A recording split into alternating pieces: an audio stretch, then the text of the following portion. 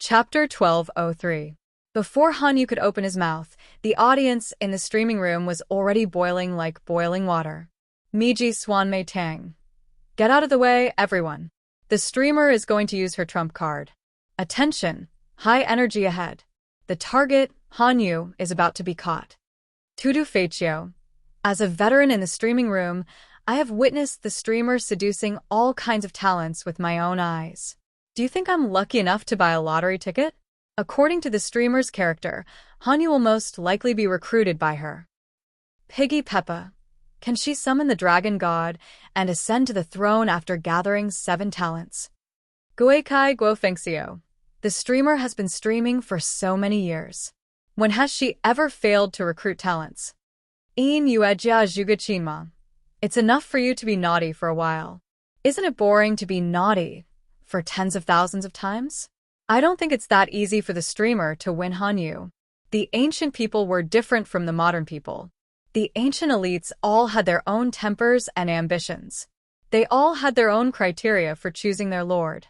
If the streamer can't hit Hanyu's weak spot, how can she win his heart? Although Hanyu used to be in Su Bei's camp, he was still Master Yuanjing's disciple. His card attribute was SSR. Can't you show some respect? Free Lemon. The person above is also playing the same game. Hold your baby tight and draw Hanyu's SSR card last night. Ba Bao Lai Kai Tang. Same to the person above. I'm waiting for the game officials to release a more detailed instance of Hanyu's card. Jiangpingji's streaming room had spawned a series of doujin properties. Some time ago, there was a CGI money-eating game with the core of collecting cards. The players were invisible people who traveled through a different world. They spent money to draw cards. Each card had a different attribute and could open different game branches.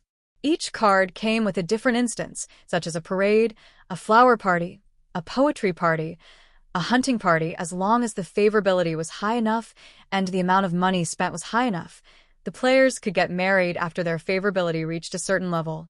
The most ridiculous thing about the game was that there was no limit on the number of players and gender. In other words, as long as the players had enough money and were lucky enough, they could even get married. Hanyu used to be in Su Bei's camp. Even though he was also one of the 4 disciples of Master Yuanjing, the number of character cards he had was far less than Wei Ci and the others. This made it difficult for the players to gain Hanyu's favor faster. Naturally, they could not conquer him. Seeing that Hanyu was about to be recruited by Jiangpingji, the game officials didn't have to worry about not having enough material to increase their favorability in the instance dungeon. A group of fans who were obsessed with Hanyu's looks couldn't help but rub their hands. Because a few players were setting the pace, the atmosphere in the live stream room was developing in a more lackluster direction. On the other hand, Jiangpingji had no time to care about that. She stared at Hanyu and waited for his reaction. Hanyu was not a young boy. How could he be easily fooled by her? Everyone knew how to say nice things. In terms of this skill, she would not be able to catch up to Su Bei, even if she activated the firestorm wheels on her feet. Hanyu wasn't fooled by her. Instead, he sneered. Who made the law? The execution of the law required absolute authority, and there was no authority in the world higher than that of a king. You're letting the law made by the king punish the king. Isn't this the same as letting a monkey watch the peach orchard? Fa from here. It is a divine beast that can distinguish between right and wrong, and is impartial and impartial. Hanyu continued, the king orders people to make the law, to restrain his subjects and people, but he can't restrain himself. Because once the law harms his own interests, he can order people to revise the law. How could such a law be fair and impartial? That was the greatest injustice in the first place. Moreover, how many years has this saying been passed down for the subjects to be punished the same as the common people? It's just a bunch of fools. How many people have actually done it? What's the use of saying nice things? Wasn't what Su Bei said to persuade Hanyu to become an official better than the person in front of him? What happened in the end? After a few years, Su Bei and Hanyu gradually drifted apart. Hanyu didn't show much reaction on the surface, but he was extremely disappointed in his heart. Hanyu, who had been fooled once, naturally wouldn't take the bait so easily. It was the same logic as a girl who had been hurt in love, and it was difficult for a scumbag to fall for a second time. As soon as Hanyu said this, the salted fish in the live stream room sent Jiang Pingji countless messages and kept calling for Hanyu. Although they were all on the streamer's side, they were still happy to see the streamer being humiliated. Jiang Pingji smiled and said, "So, what do you want to hear from me, Wenbin?" Hanyu said, "I want to hear whatever the Duke of Lanting said just now." Jiang Pingji thought for a while and crossed her arms in front of her chest. "You want to hear a law that can punish the king? Unfortunately, it can't be realized now. It's not that I don't want to give you such a law, it's just that the time is not ripe yet. Wenbin, have you heard of the Mirage?" "Mirage. Of course I have heard of it." Hanyu nodded. "Why did you say that the time is not ripe yet? Let me put it another way. When is the time considered ripe?" Jiang Pingji said, "In my opinion, there are three main aspects: land, people, and technology." Hanyu frowned as he listened. What Jiang Pingji said was far from what he wanted. She just said that she needed a law that could punish the king and regulate the people, but now she said that the time was not ripe yet. Wasn't she going back on her words? However, he still listened patiently. "How you explain these three aspects?" Jiang Pingji scratched her head. She was born in the army and she was a genetic warrior who didn't pass the cultural test. She didn't like this kind of cultural test. But she was determined to get the person in front of her. If she couldn't get him, she would lose her face. It was okay to be despised and laughed at by others, but she would lose her face if she was laughed at by 850,000 people. Jiang Pingji said, "First, land. Whether it's the aristocratic families or the royal family, they seize and annex land for nothing but profit and the value of the land. When the value of the land is not enough to attract them, the land is no longer a fat piece of meat for them, but a bone that has been gnawed away. It's dispensable. However, land is the lifeblood of the people. It's the root of their food and clothing." Hanyu followed her train of thought and asked, "Is it possible?" "Of course it's possible." Jiang Pingji said, "Isn't it the same for merchants? Scholars, farmers, merchants, and merchants are lowly. They pursue profit by nature. They are all people who harm others for their own benefit. If we support them, the country will not be able to govern." Hanyu was a little disappointed. Could it be that he had expected too much from this person? Jiang Pingji shook her head and smiled. "No. Merchants pursue profit, but you can't deny that the prosperity of a place is inseparable from the merchants. This group is a double-edged sword. If used well, they can make two places exchange what they need, and even the poorest place can be full of vitality. Of course, supporting them is not without conditions. If we want to sharpen the merchants into the most powerful weapons, we can't do without the commercial law. Maybe the taxes that the merchants pay to the country are dozens or even hundreds of times higher than that of the farmers. Chapter 1204. Why did all the kings throughout the ages want to tie their people to the fields? Not only was it convenient for the ignorant people to rule, but the most important reason was the lack of farming labor. If there was not enough food, people would starve to death. During the period of the 16 kingdoms, commerce had also prospered for a time, but why did the rulers of the various countries tacitly suppress the merchant community? Wasn't it to let the merchants who had entered the trade return to their fields, and let those who hadn't entered the trade continue to be obedient farmers? Encouraging business development would cause big trouble sooner or later. Jiang Pingji smiled and asked, "Why does Wenbin think that the fields will be abandoned? What if one person could grow enough food to feed thousands of people? What if one person could easily cultivate hundreds of thousands of acres of land? When the time comes, there won't be a lack of people to farm, and the surplus young adults will naturally have to find another way out." Hanyu was furious at Jiang Pingji's words. If not for the fact that he was still a captive, he would have left in a huff. One person supporting thousands and tens of thousands? One person farming hundreds or thousands of mu of land. Wake up. You haven't woken up from your daydream. Hanyu felt that Su Bei wasn't the kind of person who didn't know how to distinguish between food and water. Compared to the person in front of him, Su Bei was much more intelligent.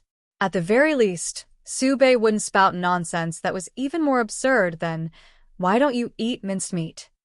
Jiang Pingji didn't seem to notice Han Yu's pale face. She said, I know you think what I said is ridiculous, but Wenbin, never limit your imagination.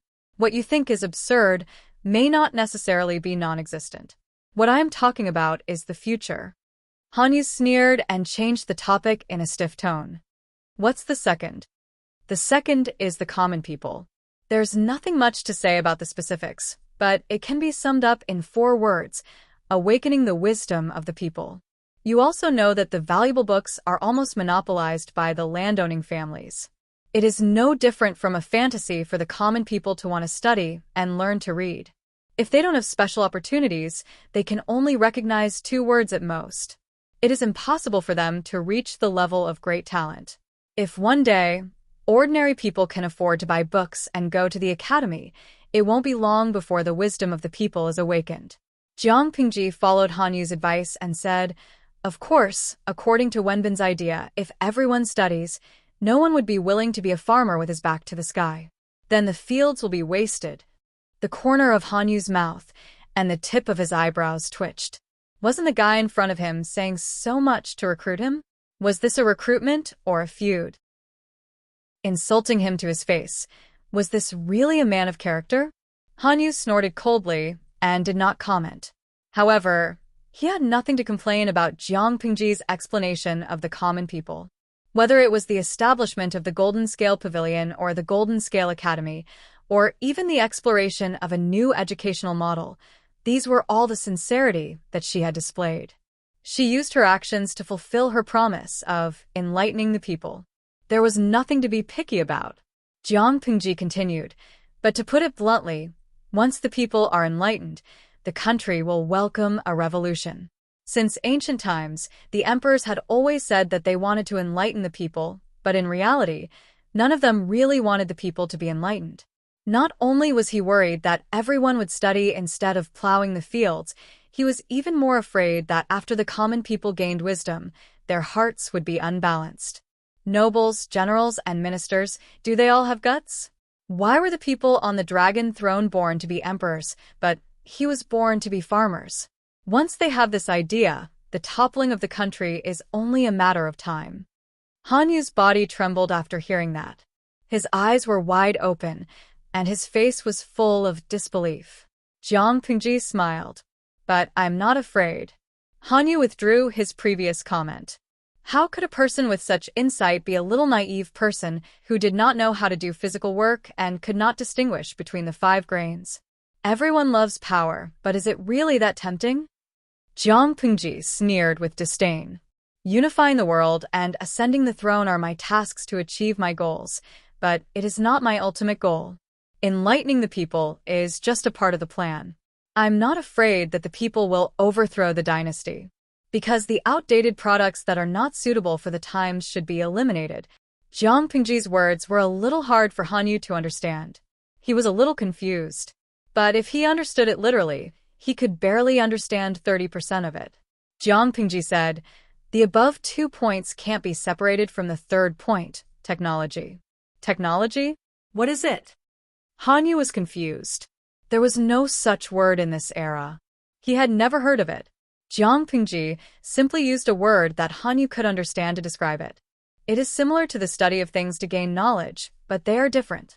Han Yu frowned and listened carefully. At that moment, he forgot to find fault with her. The method of technology is the star encompassing nature. Irrigation and water conservancy can be called technology, and so can natural craftsmanship. It is the combination of skills and theories. Jiang Pingji continued, I just said that one person can support thousands of people and cultivate hundreds of thousands of acres of land. I didn't make it up. If technology is sufficient, it will be realized. When the land, the people, and technology reach the level I mentioned, the revolution will come. That is the time when the law will come.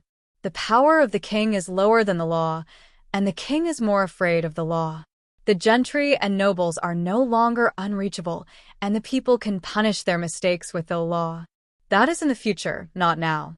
Han Yu's face turned pale as he listened to Jiang Pingji's last words. Jiang Pingji said, I know what Wenbin is pursuing. I can understand it. But Wenbin, you have to ask yourself, is this a good time to put the law in your heart into practice? Even if I support you with all my strength, the gentry and nobles will not spare you. If you fail, your law will naturally become a piece of paper. It is like a mirage. You can see the shadow with your eyes, but you can't touch the real thing with your hands. It was not hard to imagine how Hanyu felt when his law was denied by Jiangpingji. He said angrily, "How eloquent you are, Master Lanting. Are you trying to flatter me?" Hanyu's law was different from the law of the legalists. The law he wanted was true justice and no special privileges were allowed. Jiangpingji reached out her hand to him. Hanyu was stunned. You can't realize it now, but you can lay the foundation for those who can. That is the inheritance. Jiangpingji said, I will never be able to achieve what I want in this life, because it will take too long to realize it. However, I can pass on this ambition to my successor. Isn't it because the withered leaves of the old trees nourish the soil? Wenbin, your ambition is unbearable in this era. If you are not careful, no, I should say that there is no suspense. If you try to realize it, you will die without a whole corpse. Hanyu said, if I can be martyred, my life will not be in vain. Isn't the original intention of pursuing law to bring peace to the world with law? The time is not ripe yet. What you do will only cause turmoil. Isn't that putting the cart before the horse? Jiangpingji said, the path of law is broad and profound. You may not be able to see all of it even if you spend your whole life. Isn't it better to be down to earth and take one step at a time? Ideals and reality are always different. Hanyu was silent. He thought that Jiangpingji was naive, but now he realized that he was the naive one. I have one more question. Can you answer it, Master Lanting? Jiangpingji said, go ahead. Hanyu said, I rarely discuss with others. Few people know about it. How do you know about it? Jiangpingji was speechless. I can't hide it anymore. Chapter 1205. Before Jiangpingji betrayed Wei Xi, Hanyu smiled knowingly. He said in a declarative tone, it should be Zixiao, right? I can't think of a second candidate other than him. Jiangpingji said embarrassedly, Zixiao did remind me that if I want to recruit you, it's better to deal with the problem. Hanyu was speechless. The scene was very awkward, as if 2 or 3 fallen leaves were blown by the autumn wind. Jingqi Bai, streamer, destined to be alone. Xianyuan Mingjing, streamer, single dog. The idol audience's daily routine was to criticize Jiangpingji. If they did not criticize her for a day, they would feel uncomfortable. If criticizing others was also a kind of love, their love for Jiangpingji was absolutely true. Beating was a sign of affection, scolding was a sign of love. If they loved her, they would criticize her. Thus, Jiangpingji saw the screen full of mockery. Can't be cooked, Ci Marin. You betrayed me and still want to cook me. Heartless woman, you can spend the rest of your life with your right hand. The fairy queen's crimson. I'm smiling on the outside, but I'm cursing in my heart. Yi Wu Yanling. This story tells us that there is a reason why the streamer hasn't been able to make Ci Marin surrender willingly. Yaoing Yun. I really want to call Ci Marin and let him see someone's true colors. Hanyu naturally did not have as rich a psychological reaction as the idol audience, but he was also very upset. Master Lanting, you're quite frank. How could she tell such a big truth to the person involved? Even if it was a lie, she had to hide it. She confessed everything without hesitation. How could Hanyu continue? Wasn't she afraid that he would be dissatisfied and suspect that what she said was all false?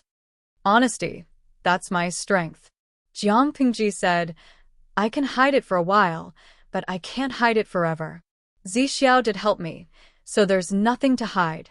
What I said just now was also from the bottom of my heart. I can judge whether it's true or false. Why should I dig a hole for myself and bury the hidden danger of distrust? We've already told each other everything. Some things shouldn't be hidden.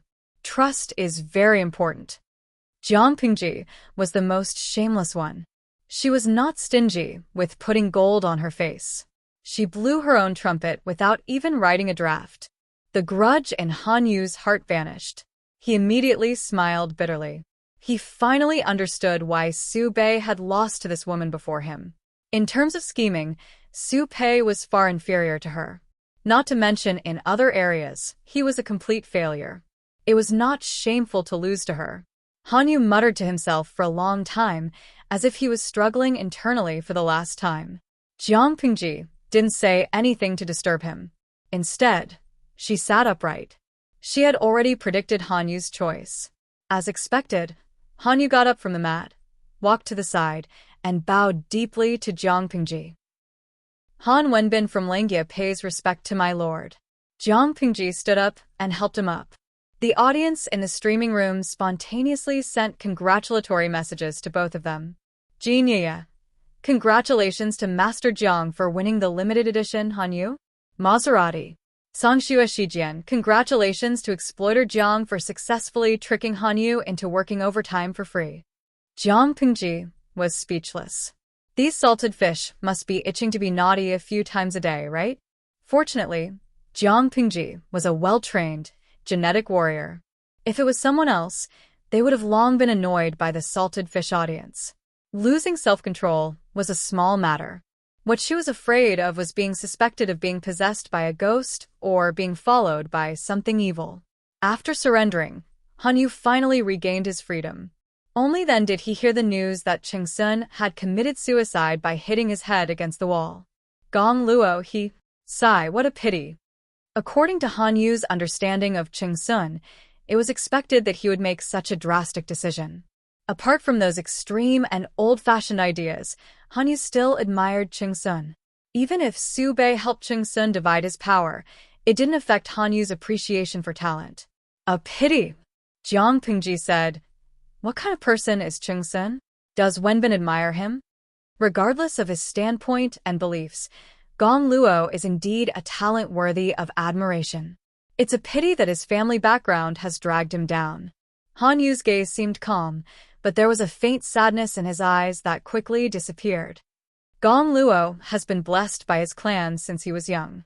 It's inevitable for him to be biased because of his family background. However, he can't see through the root cause of the chaos in the world. He's too arrogant and is easily frustrated.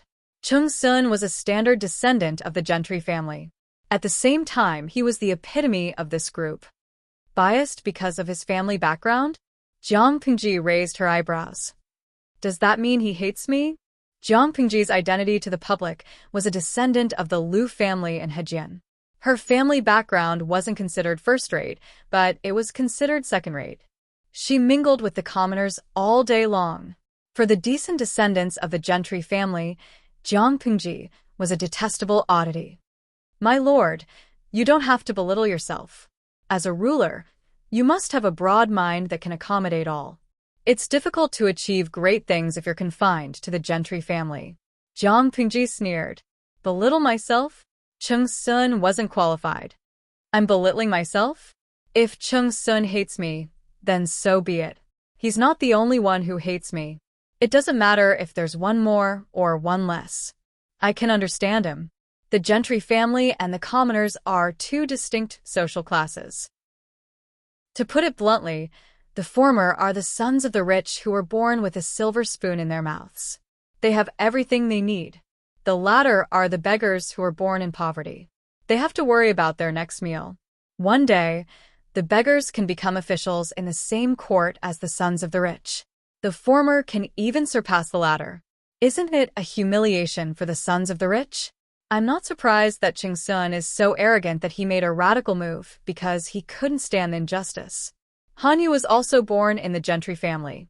He dared to break away from the bias because his law was fairness and equality.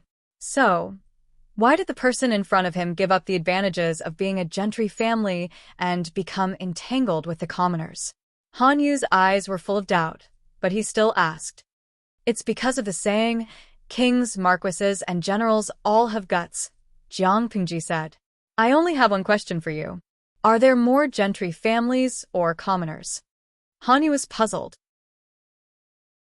Chapter 1206. Jiang Pingji was very straightforward, or perhaps it could be said that she was too straightforward. She divided the whole world according to interests, but Han Yu couldn't refute her. Suddenly, a terrible idea came to Han Yu's mind. He made a very bold assumption. Is it really impossible for the gentry to completely dominate the poor? Jiang Pingji smiled.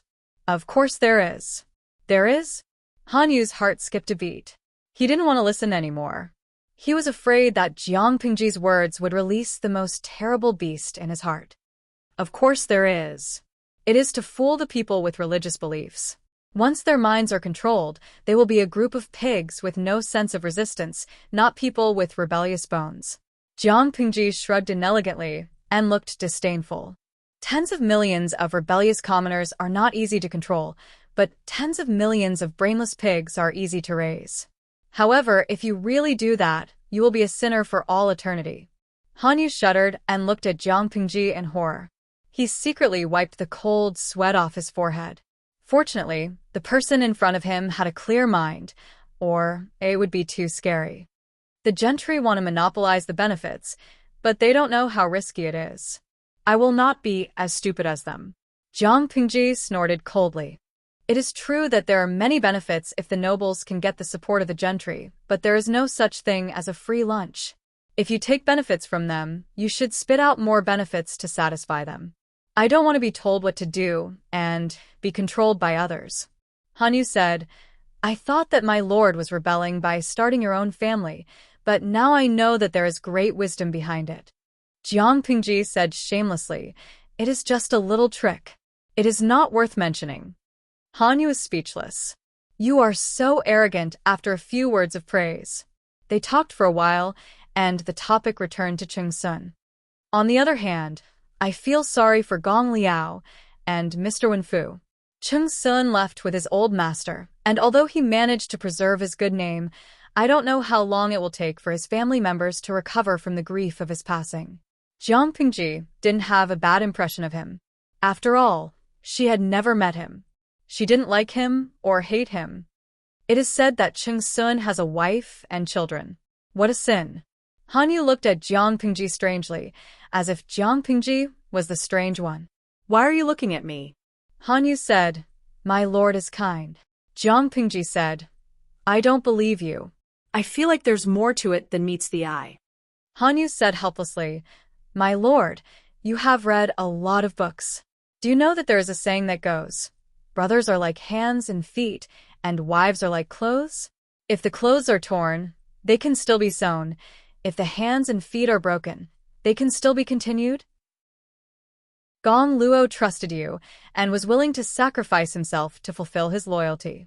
How could he live for his wife and daughter? Jiang Pingji was upset. I didn't expect you, Han Wenbin, to be such a scum. You think I'm right? I beg to differ, Han Yu said. His wife and daughter are also his blood relatives, not to mention that Gong Luo's parents are still alive. Jiang Pingji said, Wenbin has a strong desire to live. Han Yu didn't understand. He was right to be confused. Jiang Pingji had a way with words. How could he, who was in ancient times, keep up with her? This pair of newly minted ministers had a pleasant conversation, and in the eyes of outsiders, they seemed to be on good terms. Only the two of them knew how it felt. Wei Xiai was relieved when he saw Han Yu appear behind Jiang Pingji. At the same time, he felt that he had expected it. No matter in the previous life or this life, Han Yu is destined to be under the Lord's command. He sincerely hoped that the two of them could have a good ending in this life. Han Yu didn't have to end his life by swallowing gold and write a 10,000-word letter of apology before he died. Wei Xiai didn't see the contents of the letter, but Han Yu also wrote a letter to his old friend before he committed suicide. Wei Xiai understood most of the twists and turns in the letter. At that time, the emperor was seriously ill. However, the political situation was not stable. She had to deal with the government affairs even though she was ill. She didn't dare to relax for even a moment. Although Han Yu's suicide was for the emperor's good, it was also a huge blow to the emperor. Han Yu's wife was born in a noble family. She was intimate with her mother's family behind Han Yu's back and conspired against the emperor. Han Yu stayed in the government office all year round to revise and compile laws. Sometimes he would go on business trips to collect case files from various places. As a middle-aged man who didn't stay at home all year round, Han Yu didn't pay attention to what was going on in the backyard. After the rebellion failed, Fu Wang led the troops to raid the residences of the offending officials. Han Yu was also involved because of his wife. Han Yu didn't participate in it, but his wife used his name and some of her connections. She couldn't wash herself clean even if she jumped into the river of motherhood. The emperor wanted to protect Han Yu, but Han Yu wrote a letter of apology at home. He admitted his crime and committed suicide by swallowing gold. Why did he do that? Because the emperor protected Han Yu. She couldn't deal with the other offending officials with confidence. She was really afraid of hurting the innocent. Han Yu admitted his crime and swallowed gold in order to let the emperor do whatever he wanted. If he was going to die, he would drag a lot of people with him. Alas, Wei Xiai sighed. Han Yu's voice drifted into his ears. Zi Xiao, I haven't seen you for years. You've grown up. Wei Xiai said readily. Not as good as Wenbin. Han Yu snorted. His sarcasm was regarded as a compliment by Wei Xiai. Aren't you afraid that I will really get angry? Han Yu said, I rarely discuss with others. You are one of them. It wasn't the first time that Wei Xiai betrayed his good friend, but it was the first time that someone came to his door. He was a little embarrassed. My lord is very good. Wenbin will approve of her no matter what I say. Wei Xiai was gentle and he quickly smoothed things over. In his previous life, the emperor took down Han Yu without Wei Xi's help. He even made Han Yu loyal to the emperor. Otherwise, why would Han Yu commit suicide by swallowing gold? Because a gentleman would die for his bosom friend. Han Yu was speechless. He had finally seen the power of a brainless fan. But Han Yu nodded. She is indeed very good. Wei Xiai agreed. The two talked in a low voice. As they chatted, Wei Xiai changed the topic to his family. Wei Xiai mocked himself for being alone at the age of 30. At the same time, he complimented Han Yu for having a beautiful wife and a son and a daughter. Han Yu didn't think there was anything wrong with the topic. Wei Xiai soon got the information he wanted. His heart sank. Han Yu caught the emotion that flashed in his eyes. Han Yu asked, Is there something wrong? After all, they were from the same sect. Han Yu naturally knew that Wei Xiai was a fraud. The key was that this fraud was not a liar who talked nonsense. He was a real talent. Wei Xiai said, There is something wrong with my sister-in-law. It's not a big problem. It's just, Han Yu asked, What's wrong? Wei Xiai said, Be careful of your wife's family. He had learned physiognomy and showed it to Han Yu in his previous life. But at that time, he was confused. He vaguely noticed that Han Yu would do something bad, but he didn't know why. In this life, he saw it clearly. Of course, he had to remind Han Yu. Han Yu frowned. He turned to Jiang Pingji, but he didn't think about his wife's family. But is it a big problem? Wei Xiai said, It concerns your family's life. One mistake, and you will die. It's never a bad thing to be careful. Chapter 1207. Han Yu knew Wei Xi's capability. Not only were they brothers of the same master, but they were also working under the same master. It was impossible for Wei Xiai to lie to Han Yu about this. If he dared to say it so straightforwardly, then the seriousness of the matter would only be more serious than what Wei Xiai had said. Han Yu's mood was a little complicated when he suddenly learned about this. Zi Xiao, are you able to see more details? Han Yu deliberately lowered his voice, looking solemn and worried. My lord has a 9-5 life. Within 10 years, she will definitely. Wei Xiai pointed to the sky. In order to be more persuasive, he even dragged Master Yuan Jing into the matter. My teacher has also read my lord's fortune before. At that time, he said that her entire body was full of purple energy. Now that the situation in Dongqing was becoming clearer and clearer, and the lord had that intention, establishing a country and ascending to the throne was already a done deal. Your misfortune should have something to do with the factional struggles after the founding of the country. What Wei Xiai said was not nonsense. Master Yuanjing could indeed see the purple aura on Jiang Pingji. After all, Master Yuanjing, Master Liaochen, and Immortal Liuru were experts who had cheats. It was easy for them to see the purple gas. However, they could at most see who had the purple aura on them. They could not clearly determine who was the one who had the last laugh. Wei Ci was a person who had been reborn. He could answer questions like who the next emperor would be with his eyes closed.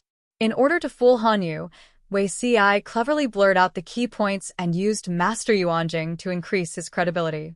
Han Yu didn't doubt him at all. Han Yu frowned subconsciously. Factional strife after the founding of the nation? He didn't like the intrigue in the imperial court. In fact, he hated it to the core. According to his temperament, if there really was a factional struggle, he would stay far away from it. Why would he take the initiative to get involved? Thinking of what Wei Ci had said earlier, "Be careful of your wife's family, for fear of the villains," a clear line of thought appeared to her mind, and the fog in front of her was finally dispelled. Han Yu vaguely guessed what the so-called factional dispute was all about. With vigilance, it would be much easier to guard against them. Han Yu said, "Thank you for your warning, Zixiao." Wei Ci smiled and said, "You and I are from the same sect. Why do you need to thank me?" Not knowing what Wei Ci said wrong, Han Yu frowned. "I don't know much about my lord. There's something I'm not sure if I should pay attention to." Han Yu said awkwardly, "Do we have to avoid arousing suspicion in private?" Wei Ci was stunned. Avoid arousing suspicion? What was there to avoid? Since they were on the same side, why would they need to avoid suspicion? Han Yu said, "You and I are both master students. Yang Si is master's adopted son. Do you think?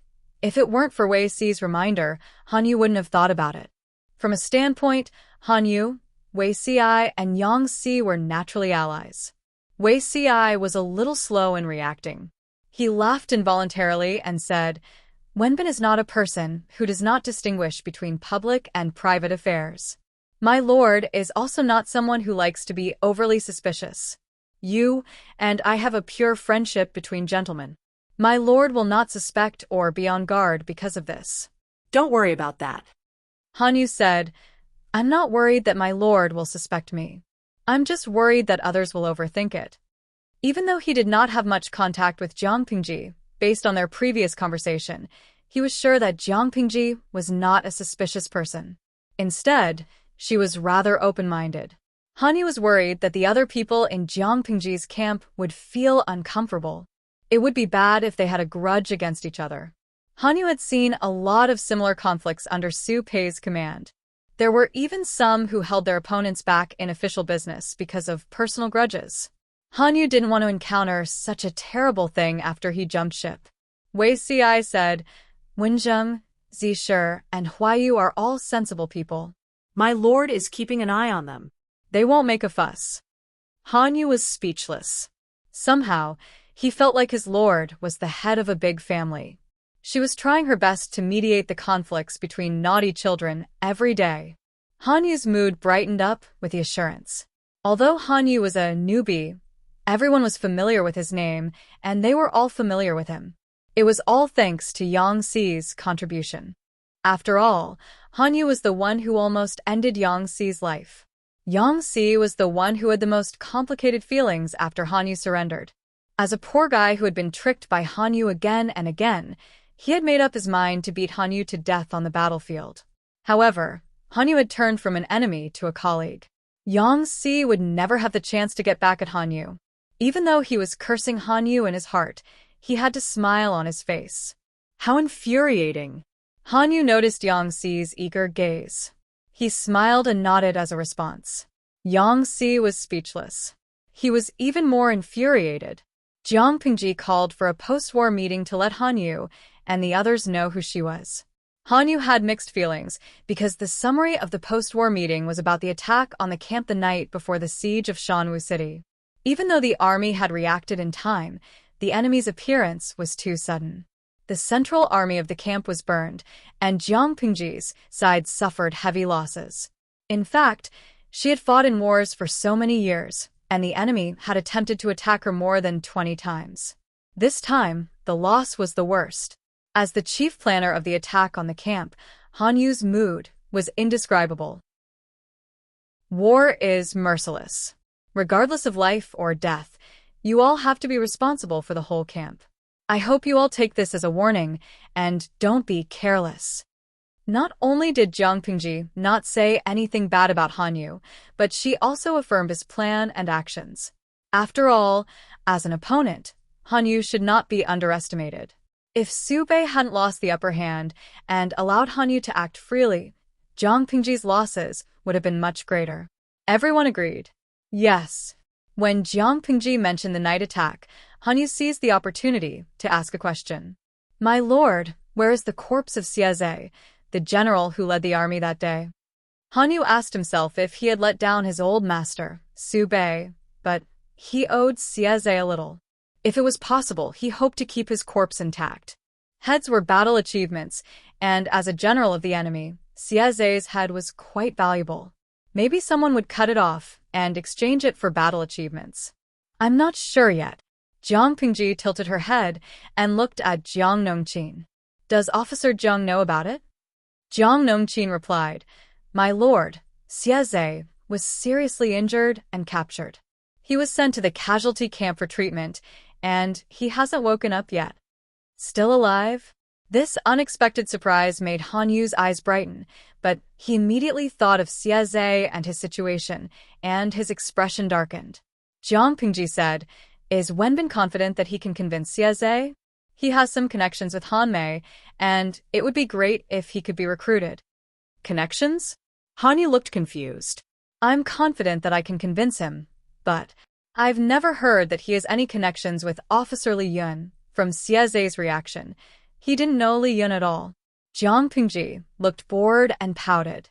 Han Mei's father is a direct descendant of the previous generation of the Xie family. They can be considered cousins. It was Han Yu's turn to be confused. Because of good luck, when Han Yu went to visit the wounded soldier, Xie, in private, he had just opened his eyes. Chapter 1208. Han Yu looked gloomy as he briefly explained the current situation. My lord, Xie's eyes were red and filled with tears. He choked with sobs and couldn't finish his sentence. If he wasn't tied up with bandages and had no strength, he might have jumped up and cried. It's all fate. Han Yu smiled bitterly. We can only do our best and leave the rest to fate. Xie was indeed Li Yun's cousin. Both of them had the temperament of angels. The first thing he cared about was Han Yu's situation. Master, what are you doing now? Han Yu could enter and leave the camp freely. His lord was being led by a dog, so Han Yu's current position was very obvious. I have accepted Lord Lanting's invitation and volunteered to be his subordinate. Han Yu told the truth without hesitation. If Chung Sun heard this, he would probably pull out his sword and stab him. Even if he didn't have the strength to stab him, he would still curse him. Xie's reaction was different. He looked regretful, but at the same time, he was relieved for Han Yu. Han Yu surrendered to Jiang Pingji, so the enemy wouldn't make things difficult for him anymore. Han Yu's life wouldn't be in danger. The winner is king and the loser is the bandit. The war of the military has always been cruel. Master's choice is understandable. Xie thought of Su Bei's family, and his lips curled into a warm smile. My lord is gone. His wife and daughter have no one to protect them. Now that you have surrendered to Lord Lanting, I think Lord Lanting can't blame my lord's family. Not only can he not blame her, but he also has to take good care of her. My lord's children are still young and shouldn't be a hindrance to her. Master, please spend some effort in teaching them. When they grow up, they will be able to support the family again and bring glory to the family. If that's the case, my lord will be very pleased to see them in the afterlife. Xie wasn't being morally blackmailed. He was doing it for Han Yu's own good. Han Yu was Su Bei's old subordinate. This label would follow him for the rest of his life. Whether he was willing to surrender to Jiang Pingji or not, he had to take care of Su Bei's family to prevent others from criticizing him for being heartless. Of course, Xie's worry was unnecessary.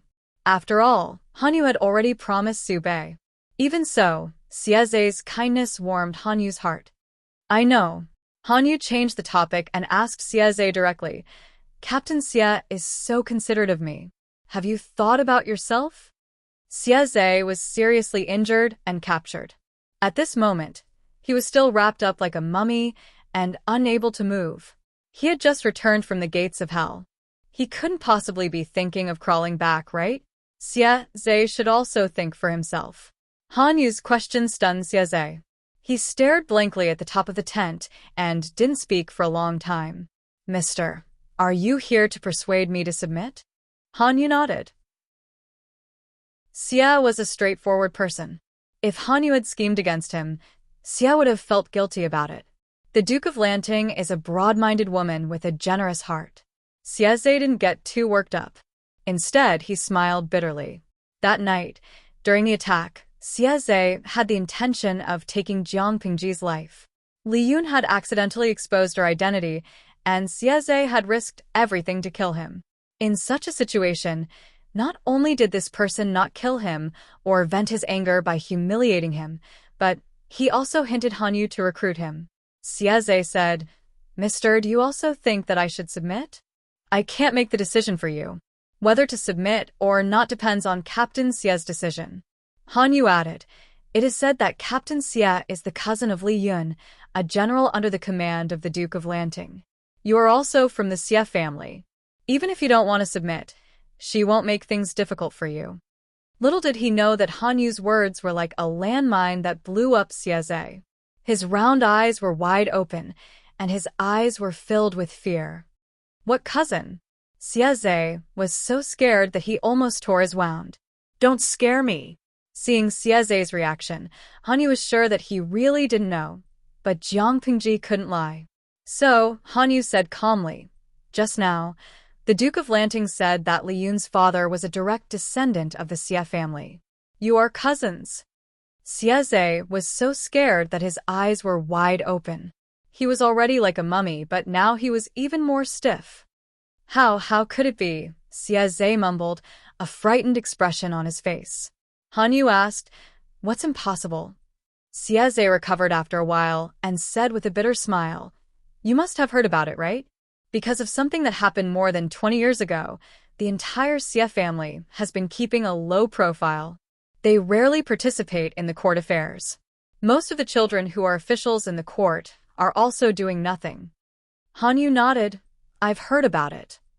Although he wasn't born in a big family, he had connections in the family. Before the fall of Dongqing, the House of Han and the Count of Jinbei were related by marriage. Of course, he had heard the gossip about the Xie family, but he didn't know the reason why the Xie family suddenly retired. Could it be that it had something to do with Li Yun's father? Xie said, I can't tell you the details, but it has something to do with Xie Qian, the eldest son of the direct descendant of the previous generation. Xie Qian? Although he was an influential figure of the previous generation, Xie Qian had countless fans when he was young. Han Yu's mother was one of them. Of course, Han Yu had heard of Xie Qian and had investigated his life. It is said that Xie Qian died in the prime of his life and was expelled by the Xie family for unknown reasons. Xie said, It was said that he died in the prime of his life, but grandfather and father didn't believe that he died just like that. If he was alive, they wanted to see him. If he was dead, they wanted to see his corpse. Grandfather had sent people to search the bottom of the cliff where first uncle jumped off, but they couldn't even find his bones. This secret had never been made public, but Xie's grandfather still believed that his eldest son, Xie Qian, was still alive. Han Yu suddenly understood and asked, Captain Xie, are you suspecting that Li Yun's father is none other than Xie Qian, who has been missing for many years? Xie blinked hard. He couldn't move now, so he could only blink instead of nod. Yes, this possibility is very high. When Xie said this, all the clues formed a line in his mind. The more he spoke, the more certain he became. The martial arts that Li Yun used were obviously passed down in the Xie family. Even if he was gifted, it would take more than 10 years of hard work to master it to such an exquisite level of mastery and control. In addition, when eldest uncle Xie Qian went missing, his infant son also went missing. Considering his age, Li Yun fits the bill. He looked similar to the portrait of first uncle when he was young. Han Yu smiled bitterly. Fate is too wonderful for words. Xie Zhe and Li Yun fought fiercely in front of the battle. If one of them made a mistake, he might die in the hands of the other. Judging from Jiang Pingji's attitude, it was obvious that Li Yun knew about his relationship with Xie Zhe. Xie Zhe begged Han Yu, "Sir, can I see Li Yun in private? There are some things that we should ask him for confirmation." Han Yu said, "You can try." Thank you. Chapter 1209. Xie Zhe didn't have to wait long before Li Yun appeared in front of him. "I heard from Mr. Han that you wanted to see me?" Li Yun was dressed in a tight outfit. His broad shoulders and narrow waist could be seen clearly. If the salted fish in the live streaming room saw him, he would surely start a frenzy of praising the screen. But he didn't seem to notice, sitting casually beside Xie Zhe's bed. Xie Zhe was a seriously injured patient. He could only open his mouth to speak, move his eyes, and barely tilt his head. His gaze was firmly fixed on Li Yun's face. He stared for a long time without blinking until his eyes were dry. Alike, they really are alike. The more he looked, the more he felt that Li Yun resembled his uncle when he was young. But the youth in front of him was more unruly and less scholarly than Xie Qian. If Li Yun's brows were gentler and his figure thinner, he would probably look even more alike. Li Yun didn't look surprised. He saw that Xie Zhe was struggling to turn his head, so he helped him adjust his posture. Can you tell me your father's name?" Xie Zhe looked earnestly at Li Yun. His black and white eyes were very clear and clean, giving people a good impression at first glance. Li Yun said gently, "My father is Xie Qian. It is said that his ancestral home is in Yangning County." Xie Zhe's emotions fluctuated violently. He was so excited that he wanted to jump up, but the moment he exerted force, it pulled at his wound, causing him to cry out in pain. Are you telling the truth?" Xie Zhe gritted his teeth and endured the pain. His watery eyes stared straight at Li Yun. Li Yun laughed and said, "As a child, how can I forget my father's name?" Xie Zhe was stunned. His hot and swollen brain finally started to cool down, allowing him to sort out his thoughts. According to Mr. Han Yu, the person in front of him already knew about their blood relationship. "Do you know that your father is from the Xie family of Yangning?" Xie Zhe asked tentatively. Li Yun said, "Of course I know. Since first uncle didn't die, why didn't he bring you back after so many years?" Xie Zhe suddenly thought of Li Yun's surname. His expression became strange. He asked hesitantly, "Could it be that first uncle has a grudge, resenting the family for not standing up for him?" It was Li Yun's turn to be unable to keep up. Xie Qian couldn't blame the family for this matter, right? Xie Qian had caused trouble, so the Xie family had no choice but to remove his name and use this method to protect him. Although the Xie family was one of the 4 noble families in Dongqing, they were not arrogant enough to overthrow the royal family. The aristocratic families were indeed very powerful. They toyed with authority and looked down on the imperial power, but they were not a monolithic bloc. There were conflicts of interest between the families, and they kept each other in check.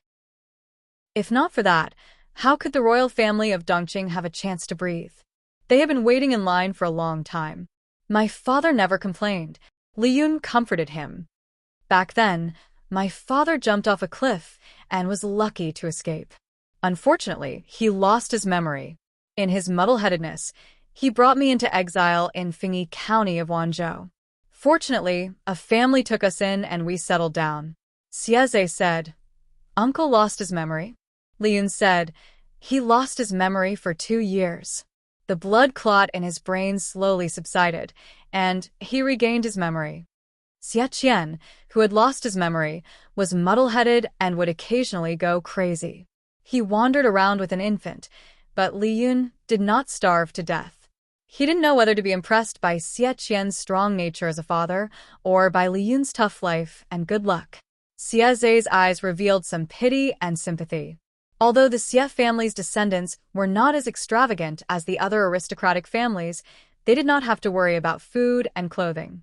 He couldn't imagine how much Xie Qian and his son had suffered all these years. Li Yun did not feel bitter. After all, his martial arts were taught by his father. Thinking about how other feudal families interacted with their children, Li Yun could be considered happy. Of course, what was even more fortunate was that his father regained his memory at a good time. Li Yun did not want to carry the nickname Li Gozhu for the rest of his life. "Where is eldest uncle now?" Xie Zhe asked. Li Yun said, "Naturally in Wanzhou. Mother's death has been avenged, and the enemy's bones have been reduced to ashes. He has been in a good mood these 2 years, and he looks younger as he lives. If there's a chance, father will probably make a trip back to the Xie family." Although he was removed from the family, father still misses the Xie family. Xie Qian's daily routine was to eat, sleep, and play with his granddaughter. If not for Xie Qian's decades of morning exercise habits, he would probably have put on weight by now. Xie Zhe asked, "Pardon me for asking, but why did eldest uncle give you the surname Li?"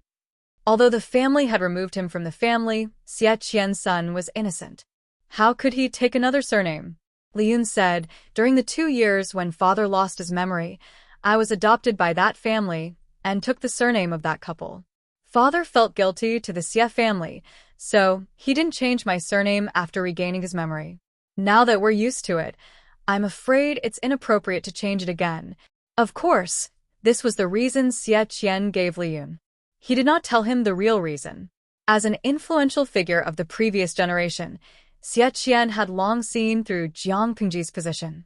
If Li Yun returned to the family and became involved with a powerful Xie family, it was hard to guarantee that the Xie family would not use Li Yun's connections to interfere with Jiang Pingji's power.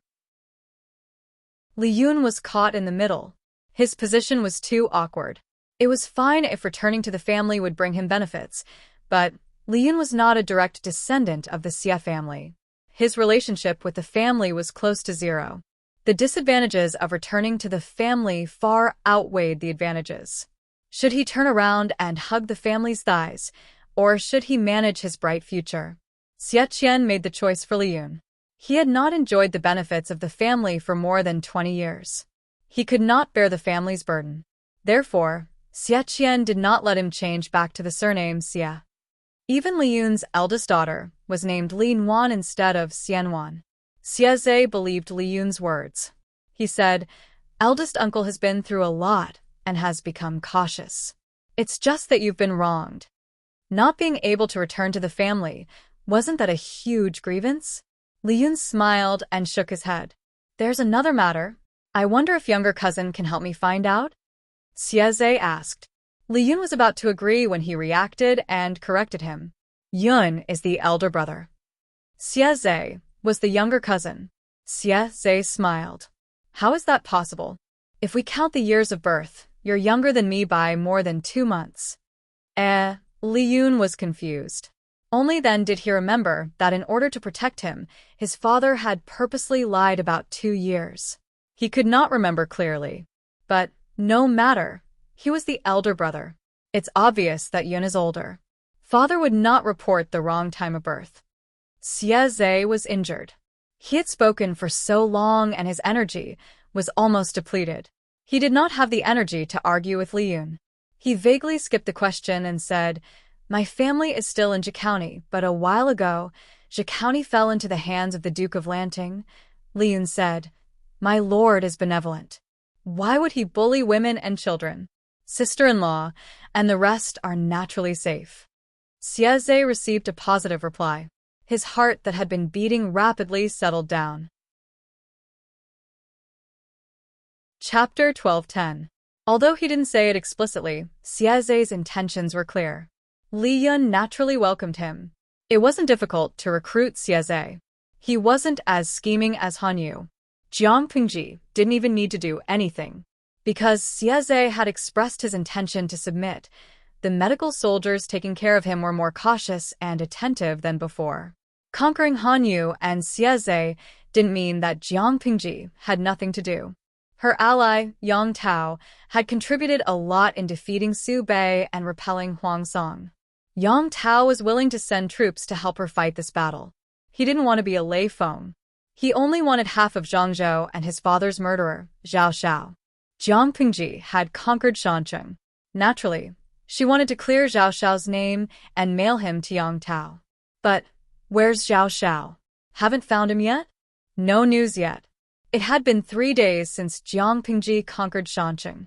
She methodically cleaned up the battlefield, treated the wounded, and counted the losses and supplies. She also sent people to take over Su Bei's troops. Su Bei's entourage was rather luxurious. Many famous people could be found here. Some would rather die than submit.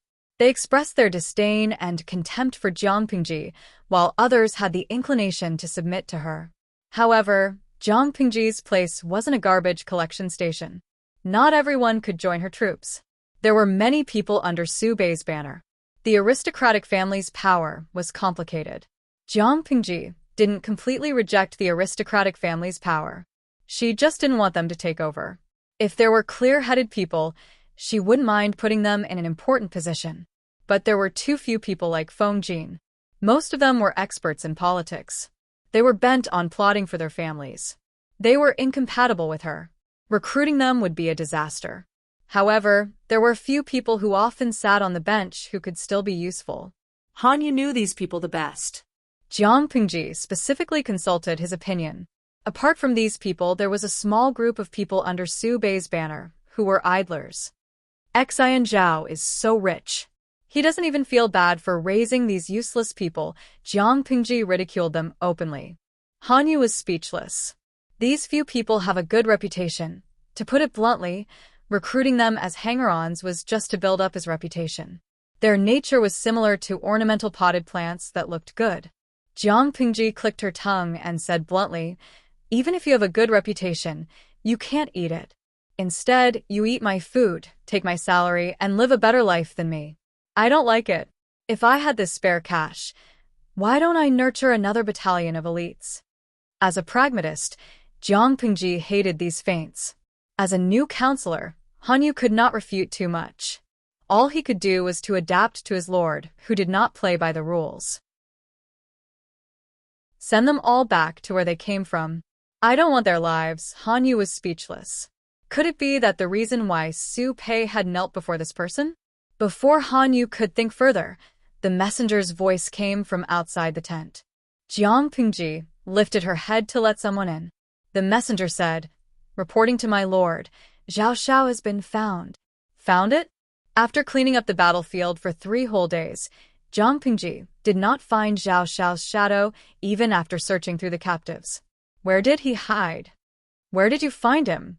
The messenger lowered his head and reported. Jiang Pingji was speechless after listening. No wonder I couldn't find him. He is a coward. Zhao Xiao knew that once the barbican was breached, his time would come because Yang Tao would never let him go. For the sake of his life, he purposely changed his identity with the servant and disguised himself as an ordinary refugee. He wanted to escape during the chaos. However, he was used to living a luxurious life. His skin was smooth and tender. He did not look like a refugee at all. As mentioned before, men in this era liked to put on makeup. Some celebrities dressed up more diligently than women in pursuit of fashion. As a celebrity, Zhao Xiao was no exception. He often took hanshi powder in pursuit of snow-white skin. His snow-white skin could make 99% of the women in the world feel ashamed. The skin on his face was delicate, and there were no pores. His eyebrows and makeup were done well. He was middle-aged and still pursued fashion. He did not grow a beard like other men. At first glance, his eyebrows were even more beautiful than women. Because his disguise skills were not up to par, Zhao Xiao was not protected when he mixed into the crowd of refugees. Instead, he was targeted by a few gangsters. His belongings were taken away by the gangsters. Since he got his wealth, shouldn't he take advantage of his lust too? A group of gangsters who had been destitute for a long time were interested in Zhao Xiao. Poor Zhao Xiao. He met with such a situation in his middle age. Although Zhao Xiao was also a fan of men and did not mind men or women, he had a distinguished status. He had always been the one on top. Since when did he have to be pushed to the ground and be the one on the bottom? The group of gangsters also felt that they were unlucky. They thought it was a beautiful woman, who knew that when they stripped her naked, they would find a thing that was similar to them. If there was, then there was. They could not tolerate the thing that was bigger than them. Once the fire was ignited, it was unbearable if it was not extinguished. How could it be cut off so easily? Men were men. They could make do with it. They spat twice. A few of them pressed him down. Another person carried a knife and mounted the horse. Needless to say, Xiao Xiao with delicate skin and flesh was much more tasty than ordinary women. The gangsters hadn't had sex for a long time. They were in the mood to fool around for a long time. Of course, the messenger didn't know the details, but he vaguely described Xiao Xiao's experience in the past few days. When Xiao Xiao was found, he almost didn't look like a human. His delicate skin and flesh were covered with bruises.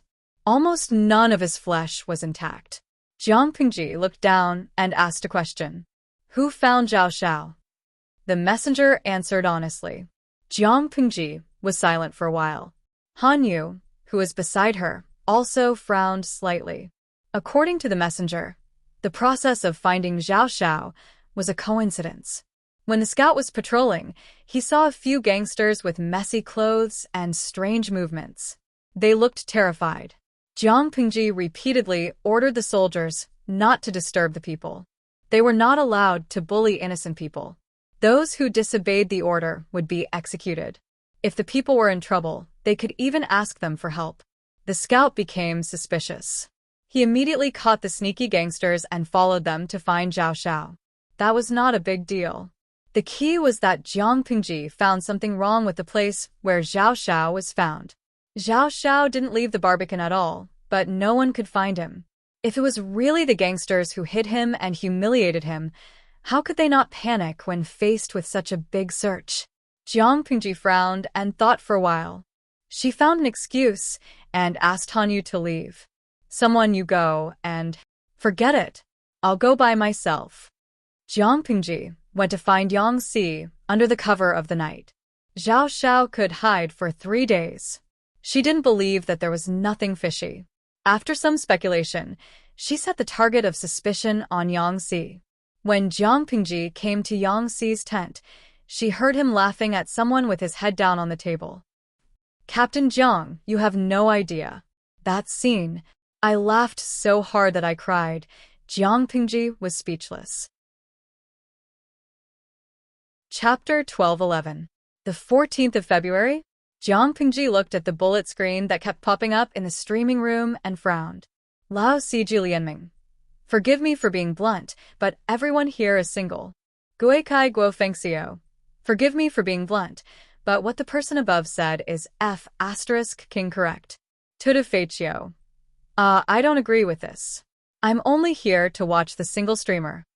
The audience looked at her, and she looked at the bullet screen. Jiang Pingji snorted coldly and sent a bullet screen with a sneer. Host V. The so-called Valentine's Day is just a promotional method used by businesses to fool their customers. Jiang Pingji's bullet screen was quickly seen by hundreds of thousands of salted fish, and they all exploded. Shandra Baojiu. The streamer is really a textbook straight man. Bah, straight woman. Xuanxiang Taishou. God is really blind. How can a straight woman like the streamer have beauty CI? Bai Qingxiang. That's unscientific. Jiang Tuan is not a fish. Unscientific +1. Wei Si's looks were at the top of the streaming room, and no one could challenge his authority.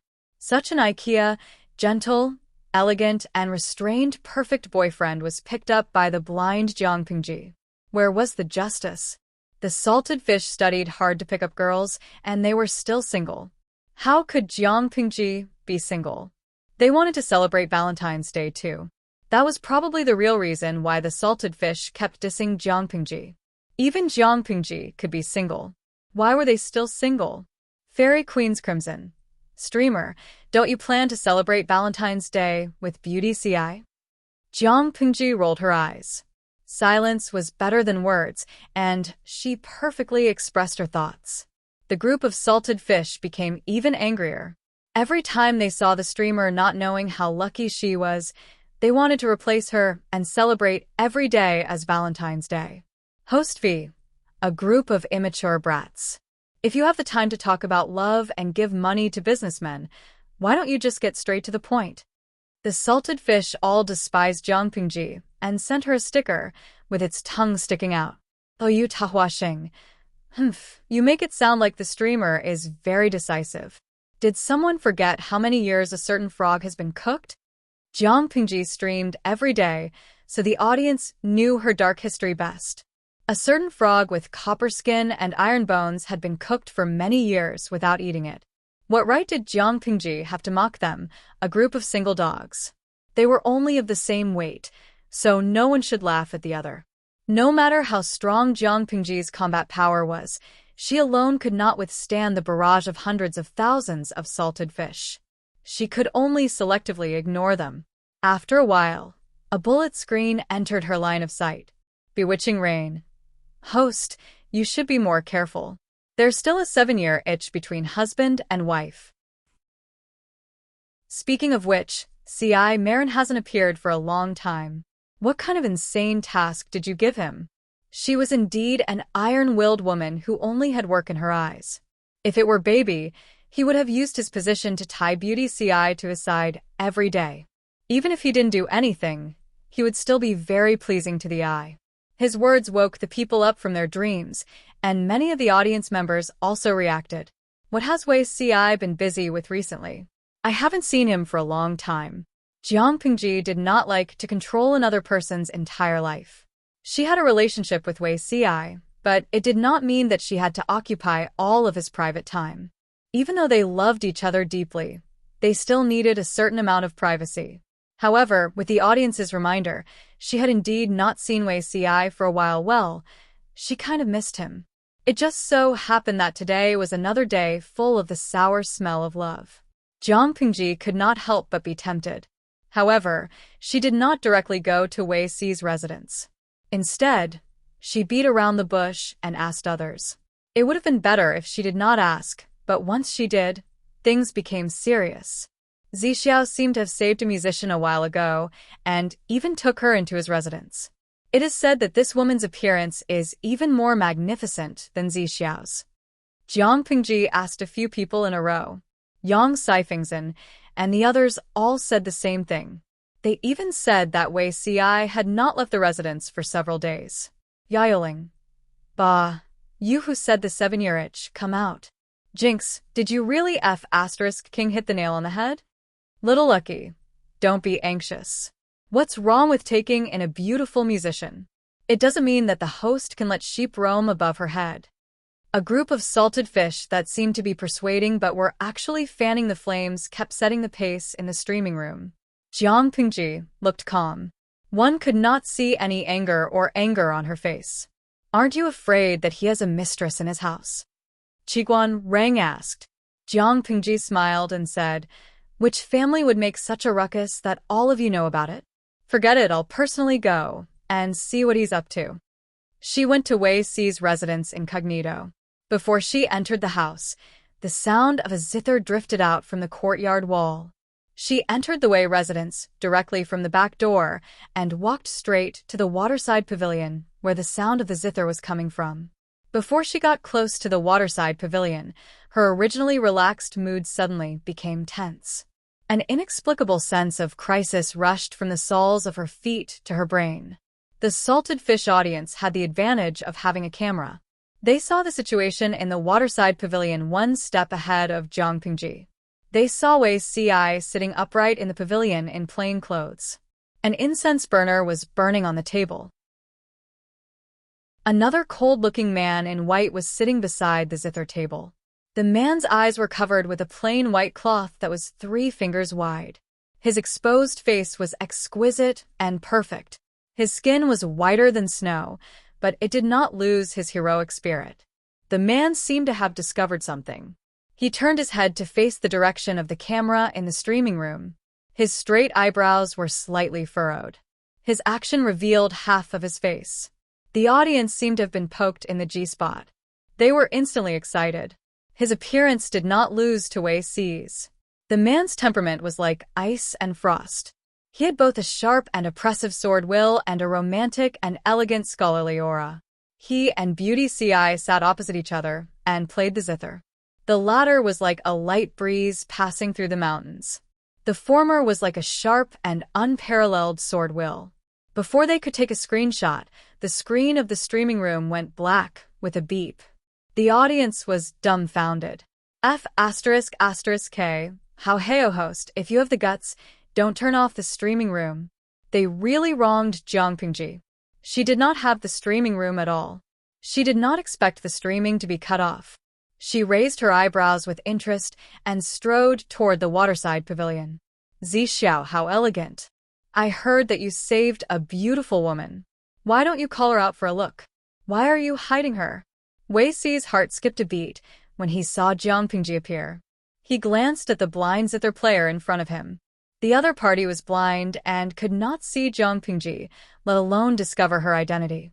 He heaved a sigh of relief. Lanting, don't be sarcastic. When did I hide a beautiful woman? Wei Xi went forward to welcome Jiangpingji. He smiled and said, I was attracted by Brother Luan's zither music a while ago. I was shocked and thought of him as a confidant. Brother Luan is looking for relatives and has no place to stay, so he stayed in the CI residence for a few days. Looking for relatives? I wonder what the relatives you are looking for look like? I have some connections here. Maybe they can be of help. Jiangpingji glanced at the blind zither player. He still looked as if he was pampering her as if she was an ordinary visitor. However, even if Jiangpingji was a visitor, the blind zither player was only a temporary guest in Wei Xi's residence. His behavior was rude. Wei Xi frowned and said, Brother Luan has been blind for a long time. He doesn't know what his relatives look like. That's why it's difficult to find them. Jiangpingji sized up the blind zither player and secretly rolled her eyes at Wei Xi. The person's sword will was strong. He did not look like a zither player at all. He looked more like a swordsman. Chapter 12:12. Wei Xi did not practice martial arts, and the musician in front of him was not someone ordinary martial artists could see through. Jiangpingji did not blame him for inviting a wolf into the house. She discreetly separated Wei Xi from the blind musician and sat directly on Wei Xi's original cushion. Xiao, I suddenly remembered that I left something at home. Can you help me make a trip? Jiangpingji was indeed a straightforward girl. The excuse she found was also very stiff. Before Wei Xi could speak, the blind musician suddenly broke into a faint smile. It was as if the snow that had not melted for thousands of years had suddenly melted. It was breathtaking. Jiangpingji was not fooled. Not only did she not relax, but her brows furrowed even more. Her left hand was placed on the hilt of the god-slaying sword at her waist. All the muscles in her body were tense. Are you nervous? The blind musician in white asked. His voice was different from Wei Xi's. Instead, it was indescribably cold. Just these 4 words made Jiangpingji suddenly realize that she was so nervous that she was sweating. What was this person's background? As soon as the musician finished speaking, he raised his hand with distinct joints and caressed the surface of the zither. He did not touch a single string, but the pleasant sound of the zither rippled in the air. Jiangpingji drew her sword and slashed at the man's vital parts. He did not dodge. His smile deepened. Ding! The god-slaying sword that had never failed seemed to see something transparent. The two collided and made a crisp sound. She was fine, but Wei Xi was affected by the sound of the zither. His eyelids felt heavy, as if they were filled with lead water. He leaned against the pillar of the pavilion and slid to the ground. Seeing this, Jiangpingji's eyes were full of danger. There was a hint of bloodthirst in them. Do you want to die? Jiangpingji said these 3 words, and the god-slaying sword fell again. It also met with an invisible layer of light, but that layer of light did not last long. It could not bear the weight and made a cracking sound. The blade attacked the blind musician's neck. He did not move. His body was as agile and soft as water. He easily dodged the knife. I haven't seen you for so many years, but your temperament has not changed at all, the musician said. How can I be at ease when you advance so aggressively? When Jiangpingji heard this, she frowned and stopped. Who are you? The strength displayed by the zither player did not seem to belong to the people of this world. Jiang Pingji could not figure out the other party's identity and intentions, let alone whether he was a friend or a foe. Wei Ci was just beside her, so she could not use her full strength. Instead, her hands and feet were tied. The zither master said, "You don't remember?" Jiang Pingji laughed angrily. "Should I remember who you are?" The zither master held the zither to his chest with one hand and stroked the air in front of his eyes with the other. The white cloth that was 3 fingers wide dissipated into specks of light with a white light. When the white cloth disappeared, Jiang Pingji realized that the man was not blind at all. Not only was he not blind, but his eyes were deeper and brighter than ordinary people's. "You are..." Looking at the other person's face, an illusory portrait floated before her eyes. She actually felt that it was somewhat familiar. The zither master said, "You still haven't remembered?" With that, the zither player's zither turned into a long sword, which he carried on his back. Jiang Pingji felt as if she had been struck by lightning. The material of the sword was obviously of the same origin as the Zhanshan blade. "You're the one who gave me the god-slaying saber?" The zither master could not help but laugh. "Is that all you remember?" Jiang Pingji stood by the zither table, her right hand holding the hilt of the Zhanshan blade in a death grip. Her eyes stared unblinkingly at the zither master in white. "No, it should be the swordsman in white. Pingji, you've done well." The corners of his lips curled up slightly as he said with a smile, "Sky's brain is extremely cunning and powerful. Although I killed its main body back then, a part of it escaped successfully. For a whole 2,000 years, it has harmed hundreds of low-level planes. This disaster has become a reality. 2 lifetimes? Done well." Jiang Pingji felt as if she had been struck by lightning. She was completely stunned. What 2 lifetimes? Jiang Pingji was stunned on the spot. There was a treasure chest hidden in the depths of her memory. The man's voice was the only key to opening the treasure chest. For a moment, countless memories came pouring in. Jiang Pingji cried out in pain. She held the sword and knelt on one knee. Her heavy breathing was accompanied by cold sweat. In a daze, Jiang Pingji seemed to see the figure of another person appear out of thin air beside her. It was a woman dressed in white. "Is it really okay to let her recover her memory now?" The woman asked the swordsman in white. The swordsman in white raised his hand to receive the woman's soft hand. He placed his palm on hers. "You and I can't stay in this plane for too long. We have to lock up that disaster to prevent a long night from bringing trouble. Let Pingji recover her memory as soon as possible and remember the cause and effect. That way you and I can rest easy. After she settles the cause and effect here, there's still a lot of things waiting for her in the Federation." The woman was strangely silent for a while. "She drew her sword and slashed you just now. When she recovers her memory, do you think she will show mercy?" The man said, "The body she's using now is just a mortal body. She can't hurt me." Realizing that the 2 of them had left, Jiang Pingji allowed the majestic memories to engulf her. She fell to the ground and fainted. Although she said she fainted, she didn't actually faint for long. Jiang Pingji opened her eyes expressionlessly and sat on the ground. She casually threw the god of war's sword beside her hand. She turned her head to look at Wei Ci. She was stunned for a while before she was sure that she didn't see wrongly. She raised her arms and held him in her arms as if she was holding a treasure that she had lost and found. Looking around, the surface of the pond reflected the sparkling light. It was so bright that it made her eyes soar. She remembered many things. In her dream, she became another, Jiang Pingji, and killed her way to the throne from a bandit. It seemed like a successful life, but it had endless regrets. She had staked everything on one throw, and she actually won the gamble. Even though she knew that both lives were a trap set up by that man and woman, she couldn't blame them. The legacy of the heavenly brain was still there. As the commander of the 7th Army, she shouldered the responsibility of protecting the Federation. She couldn't shirk it. Not to mention entering the trap to capture the heavenly brain, she wouldn't even hesitate to hand over her life. Jiang Pingji raised her hand and rubbed the area between her eyebrows. She regained her strength for a while before she carried Wei Si out of the waterside pavilion. The energy there was heavy and humid. Wei Si would feel very uncomfortable staying there. Little did she know that Wei Si's illness of having a cold body had long since recovered.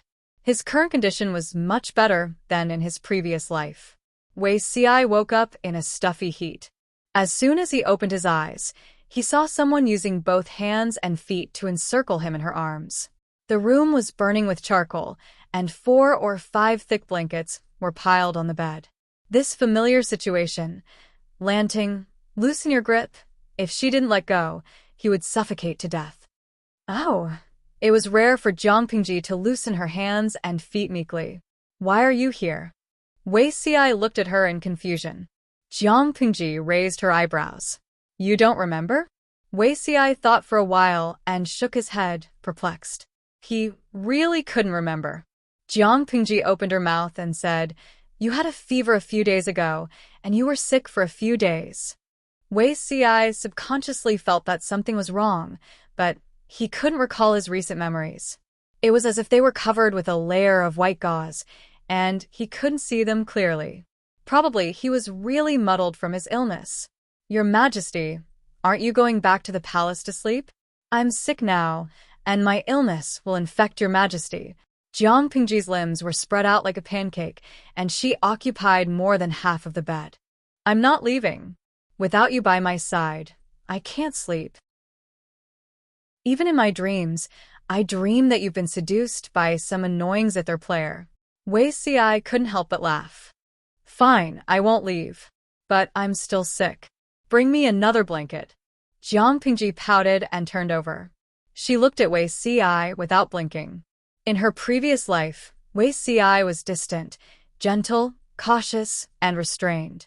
He was always rational, but his emotions were always fiercely suppressed.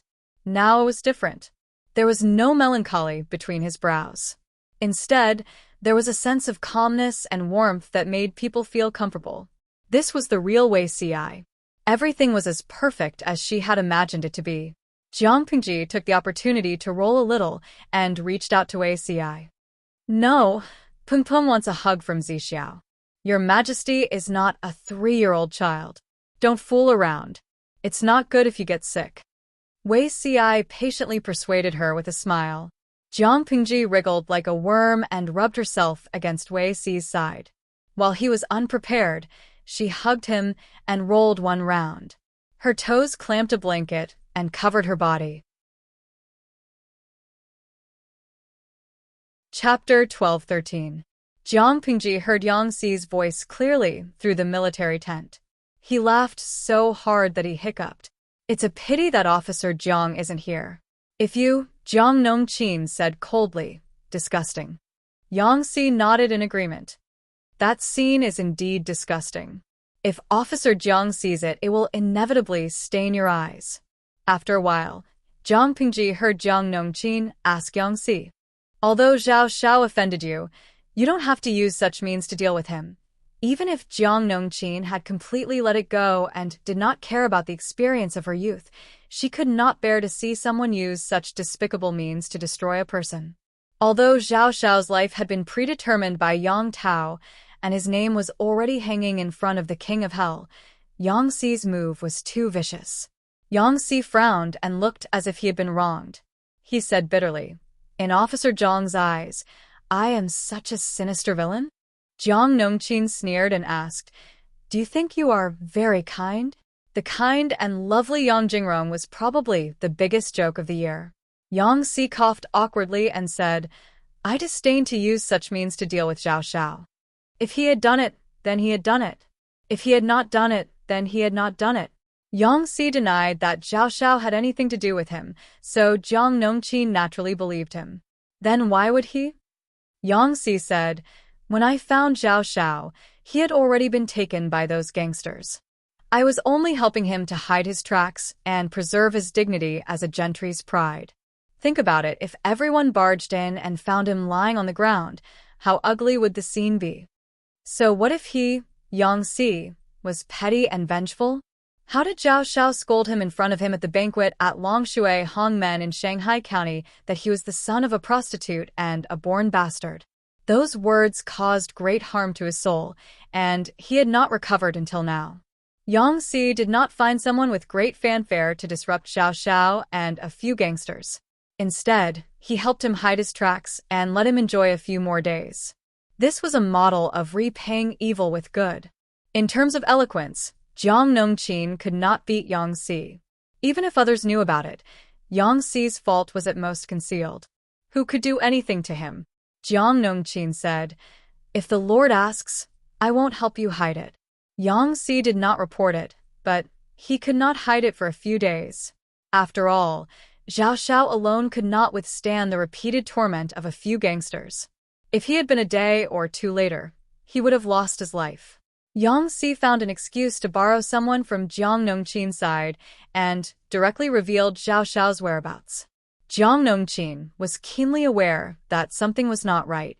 That was why she came to test Yang Si, which led to the conversation earlier. Yang Si confessed to his crimes and spilled everything in one gulp. Yang Si waved his hand and said, "If the Lord asks, I will bear the responsibility alone." Who in the entire military camp did not know that Jiang Nongqin and their lord were of one mind. However, Jiang Nongqin was still loyal to him. She did not take the initiative to report him to the lord. This could be considered as progress in their friendship. However, Jiang Nongqin said, "That's great. You're in charge of the lord." Yang Si answered vaguely. He subconsciously realized that there was something wrong with Jiang Nongqin's words. "Master." Yang Si saw that Jiang Nongqin was about to stand up and leave, so he stood up to send her off. He lifted the curtain of the tent and saw his lord standing outside. Suddenly, Yang Si understood what Jiang Nongqin meant by her words just now. Their friendship was over. This hypocritical plastic flower friendship. Jiang Pingji signaled Jiang Nongqin with her eyes to leave. The latter bowed and left without looking back, leaving Yang Si shivering. "Master," his voice was not confident and sounded very weak. Jiang Pingji's face was gloomy. "Let's talk inside." Yang Si obediently turned sideways to let Jiang Pingji in. His well-behaved manner was very much like a woman from a good family. Bah! He was really good at pretending. Jiang Pingji said angrily, "Are you going to confess yourself, or do you want me to do it?" Yang Si did not know how long Jiang Pingji had been listening outside. He reckoned that she had heard everything that should and should not have been heard. He closed his eyes and chose to confess. Jiang Pingji was angry and amused at the same time. "I don't care what personal grudges you have with Zhao Xiao, but you shouldn't hide it and not report it." Jiang Pingji attached great importance to the issue of principles, even if Yang Si did not have any malicious intentions towards her. Moreover, if you want to deal with Zhao Xiao, at least clean up the traces. Don't let people follow the clues and trace it back to you. On one hand, you bear a grudge against Zhao Xiao for insulting you, but on the other hand, you're tormenting your own reputation. Why bother? With Yang Si's ability, if he really wanted to do this flawlessly, Jiang Pingji might not be able to find him so quickly. However, this guy was still showing off after making a mistake. He wished that the whole world could know how petty and vengeful he was. No matter how one looked at him, he deserved a beating. Yang Si heard the protection and shielding in Jiang Pingji's words, and his mood immediately lightened up. "I was wrong, my lord. You're right." Jiang Pingji could not be angry anymore. Yang Si bore a grudge against Zhao Xiao because the latter had a cheap mouth and insulted him. There was a reason for it. This is the only time. Don't do it again. After hearing this, Yang Si secretly heaved a sigh of relief. He had passed this hurdle. Jiang Pingji said, "That Zhao Xiao, pack him up and send him to Yangtao. If he makes it in time, he'll be able to make it to Yang Jian's Memorial Day." Yang Si replied, "Yes." With this matter recorded by Jiang Pingji, Yang Si became even more unscrupulous. Zhao Xiao had been tormented unbearably for the past few days. He was lucky enough to keep his life, but he had become paranoid and anxious. Yang Si asked the military doctor about Zhao Xiao's current condition. The military doctor had a strange and conflicted expression on her face. The closed door is not stable. His lower body is damp and hot. He has symptoms of anal prolapse. Moreover, the qi in his spleen and kidneys is weak. His ascites has been leaking for a long time. The military doctor was originally a female soldier serving in the women's battalion. Because of a battle, she became lame. However, she did not want to retire and go home. She simply followed the doctor in the casualty camp and became an apprentice. She was extremely talented in medicine. After a few years, she could be considered to have surpassed her teacher. Zhao Xiao's appearance was too tragic. He was afraid of male contact. In order to facilitate treatment, he could only be taken care of by the female doctor. The military doctor had seen countless injuries, such as missing arms and legs, having their stomachs and chests cut open by swords, and even having hemorrhoids. However, she had never seen a man who had his posterior forcefully pierced through and was badly mutilated. With one look, she could tell that the situation was very intense. This person won't be around for long. We'll have to clean him up and send him away. It doesn't matter whether we treat him or not, Yang Si said. Is he awake now? The female doctor said. He's already awake, but he's still a little agitated, Yang Si smiled. He wanted Zhao Xiao to be agitated. If he could still remain calm and collected after experiencing such a great humiliation, Yang Si would be worried. Zhao Xiao was staring at the top of the tent with his eyes wide open. When he heard the sound of the tent flap being lifted, he thought that it was the shameless female doctors. He became even angrier. As a man, he had stripped naked in front of a woman and stuck out his chest, letting the other parties see his embarrassing parts. Even he felt embarrassed and ashamed, but the woman's expression was calm. It could be imagined that the woman's behavior was unbearably dissolute.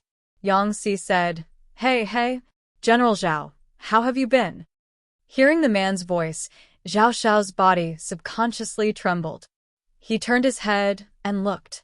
A familiar face came into view. It's you. Zhao Xiao clenched his fists in grief and indignation and scolded, Get out. Not only did Yang Si not leave, but he also walked forward and sized Zhao Xiao up from head to toe. There was a hint of ridicule in his eyes. That day, General Zhao insulted me for being the son of a prostitute. Now, I want to ask General, how does it feel to be a prostitute? With just one sentence, Zhao Xiao was so angry that he fainted. Seeing this, Yang Si curled his lips in disinterest. Chapter 12-14. A scholar prefers death to humiliation. Zhao Xiao slowly regained his breath. In his daze, he saw that Yang Si was still there. Blood rushed to his head, and he almost fainted again. I didn't want to kill you, nor did I humiliate you. Yang Si sneered, his eyes flashing with mockery. Your life is quite valuable. You can't die now. It would have been fine if you died from anger, but you've recovered. It seems that even the heavens feel that this punishment isn't enough. They want you to continue living and suffer. Reflect on what you've done wrong in the past. Zhao Xiao, this is fate. Zhao Xiao was so angry that his anger surged. Just as he exerted force, he felt a tearing pain from the unspeakable place behind him. He was extremely ashamed and resentful. His enemy was humiliating him in front of him. He was so angry that his entire face turned purple. Seeing this, Yang Si smirked even more. Zhao Xiao wanted to rush over and tear his mouth apart. Humph. Are you done being naughty? Yang Si came out feeling refreshed, looking like he was flushed with success. If she didn't know about his feud with Zhao Xiao, Jiang Nongqin would have suspected that he'd done something worse than a beast. Yang Si pretended to be confused and asked with a smile, Captain Jiang, what's naughty? Jiang Nongqin laughed. Naughty. Hearing the word naughty come out of Jiang Nongqin's mouth, Yang Si, who had always been shameless, felt embarrassed. He was an old man in his 30s. Being called naughty by a girl in the tone of an old mother lecturing her son, no matter how thick-skinned he would still feel embarrassed. I won't offend people who don't offend me, Yang Si said with a thick-skinned face. I was just being naughty. Don't do it again. Jiang Nongqin pursed her lips and held back her laughter. My lord is summoning you for something. Don't be late. She came over to pass on a message and to keep an eye on Yang Si. If this person was too ruthless and angered Zhao Xiao to death, how would they answer to Yang Tao? Yang Si flicked the dust off his clothes and said seriously, My lord must be summoning me for something urgent. I'll go over now. Jiang Pingji didn't have anything to ask Yang Si. She just wanted him to be the messenger to send Zhao Xiao to Yang Tao and to find out what Yang Tao wanted. Su Bei has been eliminated. Apart from Haozhou, Qinzhou, and Zhangzhou, we have taken over all the other territories in Dongqing. We don't have many choices left. Jiang Pingji pointed at the geomantic map. The hidden meaning was obvious. After a short rest, Yang Tao and Huang Song had to deal with one of them. Yang Si was a smart man. He understood what Jiang Pingji meant without further explanation. He narrowed his eyes and pondered. He muttered slowly, If the territory of Dongqing is compared to a person, Haozhou and Qinzhou are the organs, and Zhangzhou is the feet. It was possible to survive without legs, but the internal organs were very important. Once they were dug out, even if they had 3 heads and 6 arms, they wouldn't be able to live for long. Even if it's just a small fight, it can still make people's stomachache. Although it's not fatal, it's still irritating. What does the Lord think? In Yang Si's opinion, he was still inclined to use a knife on Huang Song. First, Yang Tao had just formed an alliance with them, helping them restrain Huang Song and Su Bei's alliance. Although the alliance this time was for both sides to benefit from each other's needs, if they were to backstab each other as soon as they used up their manpower, it would be quite reproachful. Second, Huang Song's territory was in an awkward position. Qinzhou and Haozhou were to the south of Wanzhou, and Zhe County and Hu County were to the north. They were directly at the throat of Jiang Pingji's power. It was like a small circle within a large circle. Huang Song was afraid that Jiang Pingji would take the opportunity to annex him, and Jiang Pingji was also afraid that Huang Song would stir up trouble. If she didn't deal with Huang Song, and instead went to fight Yang Tao, she would have to be completely out of her mind. Therefore, Jiang Pingji had Yang Si escort Zhao Xiao as a gesture of goodwill. Analyzing it from another perspective, this was also a strategy of befriending the distant and attacking the nearby. Yang Si's words were exactly what Jiang Pingji was thinking. Jiang Pingji smiled and said, That's exactly what I meant. Is Jing Rong confident that you can handle this matter? Yang Si stood up to accept the order. He bowed and said, I won't let you down. Poor Zhao Xiao didn't know that after he was physically and mentally exhausted, he still had to meet the son of his old enemy. In this alliance, Yan Lin didn't approve of Yang Tao personally commanding the main army. However, his lord was stubborn, so Yan Lin could only take a step back. However, this was also the biggest concession he could make. As the lord, Jiang Pingji could still charge and break through enemy lines at the front lines, while Yang Tao could only squat in the rear and grow mushrooms. His bones were rusty. Although the march was boring, the thought of his father's murderer being right in front of him made Yang Tao feel refreshed. He was full of energy and vigor. He waited and waited. He waited for Su Pei to arrive. He waited anxiously, but Zhao Xiao still didn't show up. My lord. Great news. Yang Tao yawned as he picked up his brush and read the bamboo slips. He wasn't good at paperwork. Usually, he could beg Yan Lin to write for him. But now that he was leading the army, Yan Lin already had a heavy burden on his shoulders. Yang Tao didn't want to add to his burden. Xiaoyang was such a good person. He couldn't possibly tire him out. While he was still in a daze, Yan Lin entered the tent like a gust of wind. Although he left in a hurry, he didn't lose his elegance. He was still elegant and charming. Great news? Yang Tao suddenly came to his senses. The tip of his brush paused, and blacks of ink stained the bamboo slips. There was a genuine smile on Yan Lin's face. His joy was radiating from the inside out. Even his pure eyes were brimming with happiness. Xiaoyang, where did the joy come from? Yan Lin said, Zhao Xiao has been found. Zhao Xiao, where is that thief now? Yang Tao's eyes widened in anger. The murderous aura had dispelled his original pure temperament, giving him a dignified air of a brave general.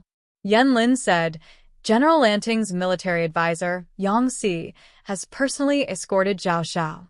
He's waiting outside the tent. Yang Tao hurriedly said, Quick, invite him in. He then walked to the knife rack in the tent and took down a large sword. This was his late father, Yang Jian's favorite sword. It was also a rare keepsake that reminded Yang Tao of his father. He always carried this sword with him, hoping to use it to cut off Zhao Xiao's head. Years ago, a bowl of poisoned wine caused Yang Jian to bleed from every orifice. His body convulsed for a day and a night before he died in extreme pain. Yang Tao still remembered how hopeless he was that day and night. He watched helplessly as his father died in pain. All these years, he had been imagining how he would avenge his father if Zhao Xiao appeared in front of him. His long-cherished wish was about to come true. Yang Tao felt like he was living in a dream. Yang Tao craned his neck. He didn't expect Yang Si to be the only one who entered the tent. Where's Zhao Xiao? Yang Tao resisted the urge to look around. More importantly, Yan Lin was still watching him. He didn't dare. A faint smile appeared on Yang Si's face. He said cautiously, This man doesn't look well. He shouldn't be seen in public. I don't want to dirty Lord Jing's eyes and nose. Yang Tao let out an ah. His rising anger stopped for a moment because of Yang Si's honorific and then gradually subsided. It was the first time someone called him that. What's wrong with Zhao Xiao? Yan Lin's eyebrows flattened. He sharply noticed that Yang Si's words about eyes and nose were inappropriate. According to normal language habits, Yang Si should have said Lord Jing's eyes and nose. The addition of the word nose made Yan Lin overthink. Yang Si paused and said awkwardly, Zhao Xiao has a chronic problem of rectal prolapse and incontinence. When he found out that he was going to see Lord Jingza, he panicked and... Chapter 12:15. Rectal prolapse and incontinence? Yang Tao was slow to react and imagine the scene. He wrinkled his nose and showed a disgusted expression. Yang Si didn't seem to notice Yang Tao's reaction. He apologized on behalf of Jiang Pingji for not bringing Zhao Xiao to Yang Tao immediately. Not to mention anything else, the looks of the talents in Jiang Pingji's camp were above average. Even Yang Si, who was a beast in human form, could pretend to be a gentleman with outstanding manners. It made people unconsciously let down their guard. After all, humans were visual animals. His ally's attitude was so good. He even sent his confidant to personally escort Zhao Xiao. Yang Tao's resentment disappeared without a trace. He waved his hand and said, You can't blame Lanting. Zhao Xiao is extremely cunning. It wasn't easy to capture him alive. If Zhao Xiao hadn't been so good at escaping, Yang Tao wouldn't have been able to avenge his father now. He would have thrown Zhao Xiao into a basin of venomous insects 800 years ago and let him be devoured and torn apart by millions of poisonous insects. Yang Si didn't follow the script. Instead, he showed a strange expression. Yang Tao asked in surprise, Is there something wrong? Yang Si answered with a bitter smile, It's indeed difficult to say. Zhao Xiao is cunning, but he's a fool who thinks he's smart. On the day the Barbican city fell, he stole a lot of money and prepared to disguise himself as a refugee to escape. Unfortunately, his disguise was too fake. A group of refugees with evil intentions mistook him for a single woman. Unfortunately, he was trapped in a wolf's den and lost his chastity in his old age. If not for that, my lord would have found Zhao Xiao earlier and sent him to the Duke of Jingza, who knew that something unexpected would happen. That's why we were delayed. Yang Si's implicit use of lost his chastity in his old age was really clever. It fully demonstrated the quality of an experienced driver. Yang Tao was stunned. He didn't understand the meaning immediately. Yan Lin, who was beside him, understood and had a strange expression on his face. Yang Si said that Zhao Xiao had rectal prolapse and incontinence. Now he said that he was trapped in a wolf's den and lost his chastity in his old age. The benevolent see benevolence, the wise see wisdom. Yang Tao was slow. When he understood the meaning of Yang Xi's words, he almost choked on his own saliva. That Zhao Xiao, did he really encounter such a tragedy? Yang Tao had a horrified look on his face, as a trace of disgust flashed across his eyes. If I remember correctly, Zhao Xiao's age is not much different from my father's by 2 years. At this age, he actually, cough, this is retribution. Yang Tao really wanted to meet those brave warriors. What kind of eyes did they have? How could a man in his 40s have the heart to do such a thing? It was one thing for him to kiss her. After all, it wasn't a rare thing for men to be attracted to him. But why did he mistake Zhao Xiao for a delicate woman? An old man in his 40s to a beautiful woman? His living environment had limited Yang Tao's imagination. Yang Xi echoed, "Yeah, who said it wasn't?" His mission this time was to strengthen the friendship of his allies, and at the same time, to test their intentions and let them see their sincerity. Yang Tao hated Zhao Xiao so much, so why didn't Yang Xi follow his wishes and step on Zhao Xiao a few more times? Not only could he vent his anger, but he could also strengthen their friendship, killing 2 birds with 1 stone. The 2 of them chatted happily, unbeknownst to them that Zhao Xiao was so ashamed and resentful that he wanted nothing more than to find a wall and kill himself. The female doctor from before had said that Zhao Xiao's illness was that the door couldn't close properly and it couldn't keep the dirty stuff in his intestines. In other words, his anus was so loose that it didn't have any elasticity. If he exerted just a little more strength, he might incontinence, and the dirty stuff that had gathered in his intestines would be excreted uncontrollably. He knew about his illness and had been careful not to make any big movements, trying his best to maintain his final demeanor. Who knew that Yang Xi was so despicable that he revealed his true intentions when Zhao Xiao's nerves were tense. This scared Zhao Xiao so much that he loosened his grip on his lower abdomen, and the soft, smelly stuff flowed down his anus and stained his clothes. Zhao Xiao couldn't forget the smile and mockery in Yang Xi's eyes before he left. He was so ashamed and resentful that he wanted to die. However, Zhao Xiao soon had no time to resent Yang Xi because he was about to face a life-and-death crisis. Zhao Xiao had seen Yang Tao before. At that time, Yang Tao was just a little boy who followed his father Yang Jian around. Many years had passed, and the kid from that day had grown up to be a threat to his life. This caused Zhao Xiao's expression to darken. Even though he had mentally prepared himself, Yang Tao didn't expect Zhao Xiao to be in such a sorry state. His exposed skin was covered in bruises that hadn't faded yet. "Zhao Xiao."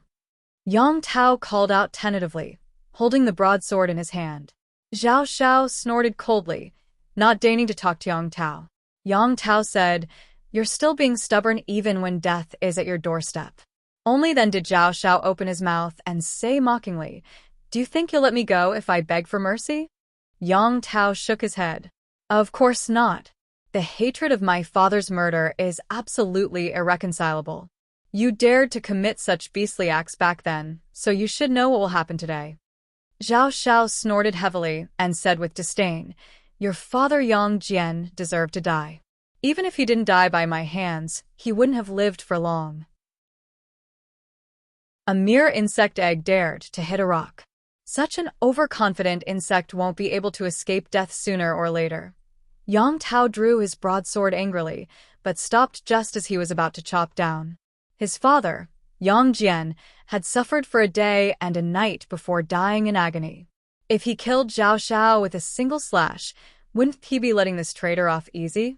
Zhao Xiao broke out in a cold sweat. Once again, he lost control of his anus and emitted a foul stench. This reaction made Zhao Xiao both angry and fearful. Yang Tao also smelled something fishy. He looked at Zhao Xiao with a faint smile. Zhao Xiao was extremely embarrassed and regretted that Yang Tao hadn't slashed down with his broadsword. If he had died, he wouldn't have had to suffer Yang Tao's humiliation. Zhao Xiao forced himself to maintain his dignity. "You don't believe me? What's your father's background? So, what if he became an official through a military career? He's just a lowly military officer with a shallow foundation."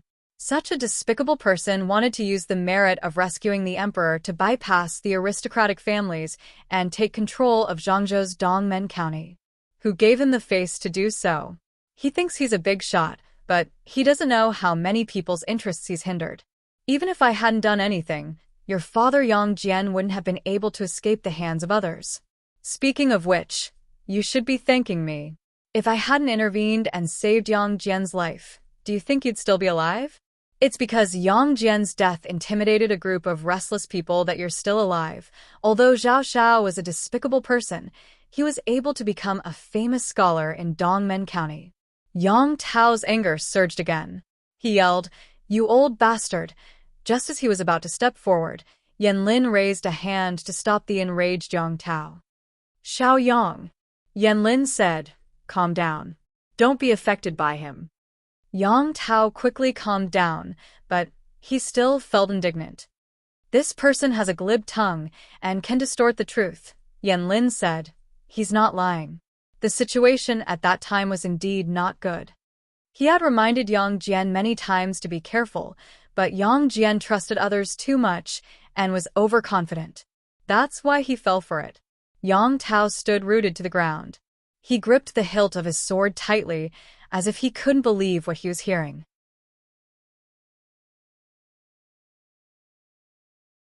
Chapter 12:16. Yang Jian's family background wasn't low. His ancestors had once been high-ranking officials. However, this bit of foundation was nothing compared to the local aristocratic families of the Eastgate County, which had many meritorious deeds and deep roots. Yang Jian treated them with sincerity, but he didn't know that they were just pretending.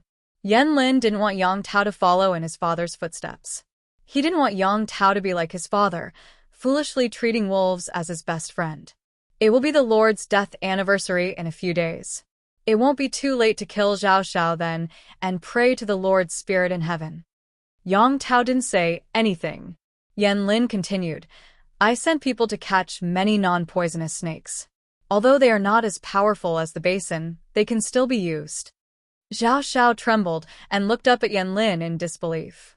He didn't expect that Yan Lin, who looked like a gentleman, would imitate the devil concubine and give Yang Tao such an evil idea. Not only did he come up with the idea, he even caught a bunch of snakes. "You can't spoil your son like this." "Ah." Yang Tao was shaken. He said reluctantly, "Fine, let's do it. Don't let Zhao Xiao die too easily." Zhao Xiao shouted anxiously, "Yang Tao, don't you dare." Humans were born with a fear of snakes. When Zhao Xiao thought of countless longworms crawling and biting his body, he regretted it again. It would have been better if Yang Tao had chopped him down. It would have been better than living like this.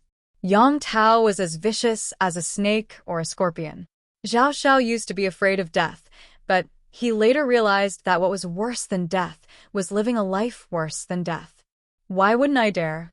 Yang Tao said matter-of-factly. "Avenging my father is a righteous thing to do." Zhao Xiao felt like he had fallen into an ice cellar. He was stunned. He thought that Yang Tao would care about his reputation and not use torture like the basin. He didn't expect Yang Tao to be even more ruthless. You will regret this." Zhao Xiao clenched his teeth. "You tortured a famous scholar. You will be condemned by everyone." Zhao Xiao's biggest advantage now was his family background and identity. Unfortunately, the chips in his hands were not as heavy as he thought. If his family background was really useful, Zhao Xiao wouldn't have been humiliated by a few gangsters. This was a chaotic world, and playing politics was not suitable for this era. Only strength was the most powerful capital. Yang Tao said righteously, "Not avenging the father for the son. This is the behavior that will be condemned by all." When Zhao Xiao poisoned Yang Jian, why didn't he think about what would happen to him today? Serves you right. Yang Si waited until the day of Yang Jian's death was over before he hurried back. At the same time, he brought along Yang Tao's document for Jiang Pingji. "Sai, you really can't judge a book by its cover. That Yan Xiaoyang looks so gentle, but I didn't expect him to be so ruthless." Yang Si snatched Qiguan Rang's feather fan and fanned himself, causing Qiguan Rang to roll his eyes. She asked, Yan Xiaoyang? What happened to him? Yang Si clicked his tongue. That Yan Xiaoyang threw Zhao Xiao into the snake pit on the day of Yang Jian's death. Who knew what snake cave he had dug to find so many non-venomous black spike snakes?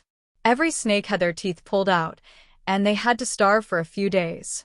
TSK, Zhao Xiao was stripped naked and shivered in the snake pit for a whole day. In the end, he was so exhausted that he was scared to death. His death was much worse than Yang Jian's. There were many details that Yang Si hadn't mentioned yet. After Zhao Xiao was stripped naked, his condition of anal prolapse worsened. The black spike snakes were starving. They had the heart to eat humans, but they didn't have the teeth to eat humans. In the end, they surrounded Zhao Xiao and burrowed into any hole they could find. You can figure out the deeper content on your own. If a life for a life was a business deal, Zhao Xiao's deal was too much of a loss. His death was 100 times more tragic than Yang Jian's. Because Zhao Xiao's death was too tragic, Yang Si was too embarrassed to continue defaming him. After Jiang Pingji heard this, she said confidently, "I'm afraid it was to make an example out of him." Yang Tao's personality wasn't gentle, but he wasn't dignified either. As a lord, he was still lacking. From Jiang Pingji's understanding of the past few days, Yang Tao's forces weren't united. The original Dongqing and Nanqing's forces had formed two different groups. The power struggle between the various parties was intense. Yan Lin didn't hesitate to gamble his name and use such cruel methods. It wasn't just to avenge Yang Jian, it was also to intimidate those who were ready to make trouble. It was simple and brutal, but very effective.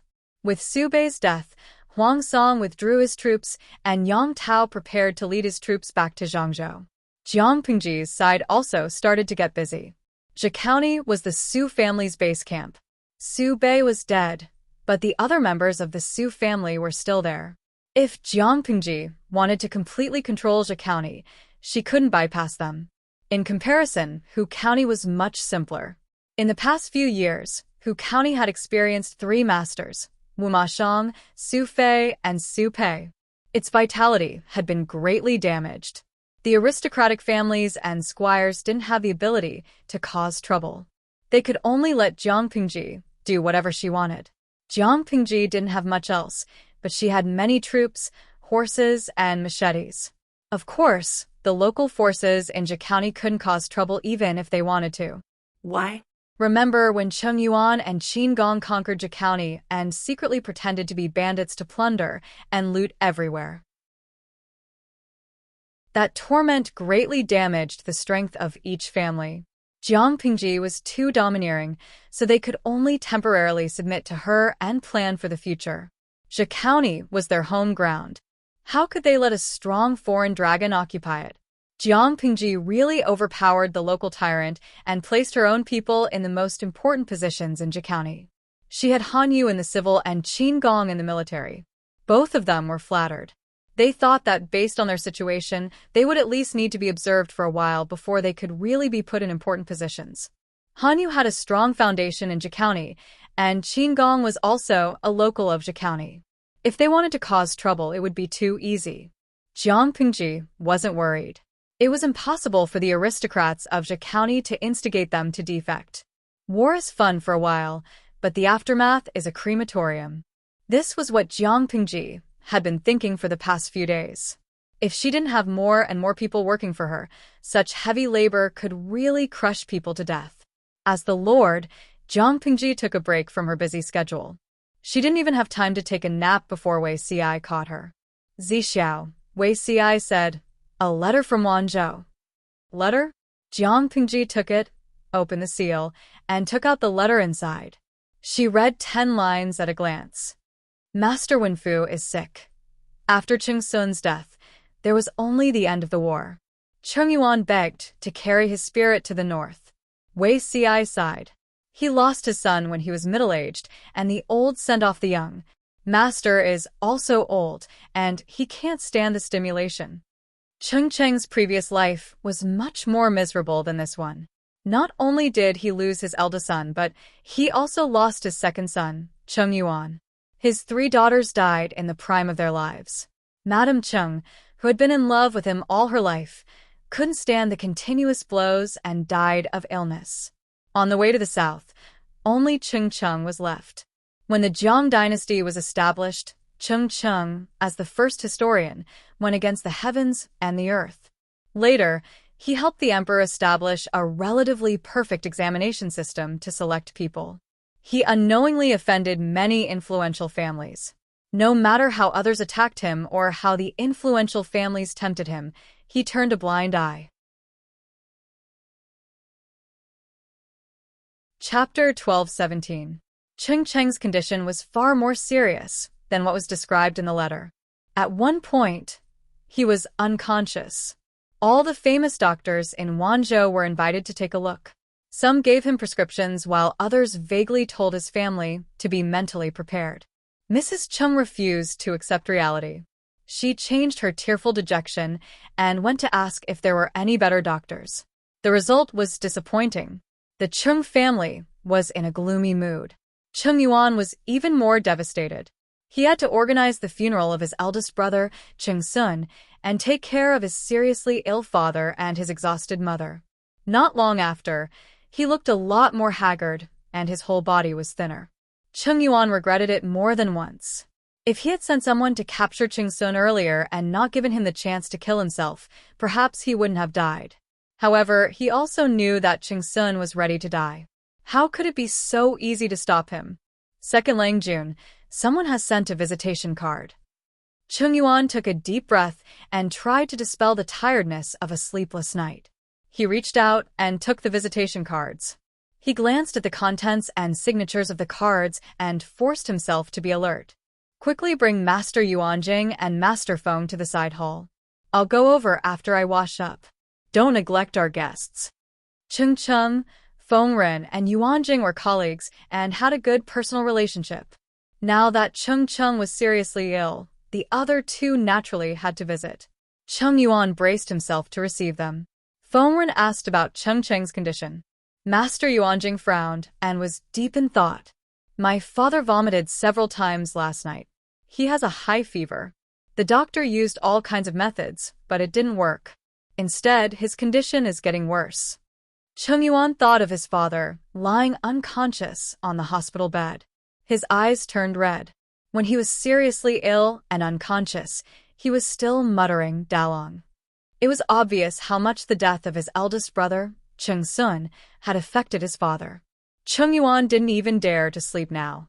He was afraid that Cheng would die. Thank you for visiting, Master.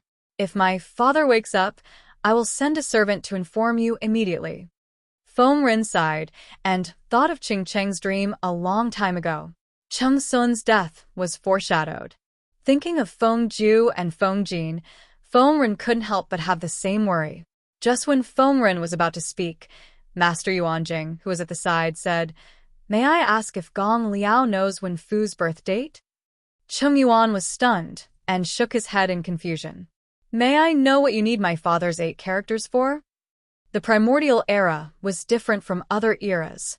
People attached great importance to the 8 characters of one's birth.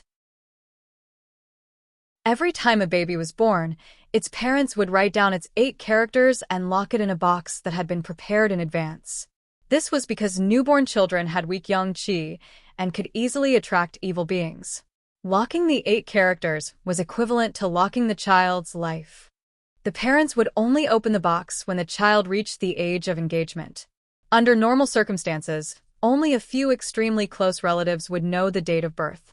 As a son, Cheng Yuan was not among them.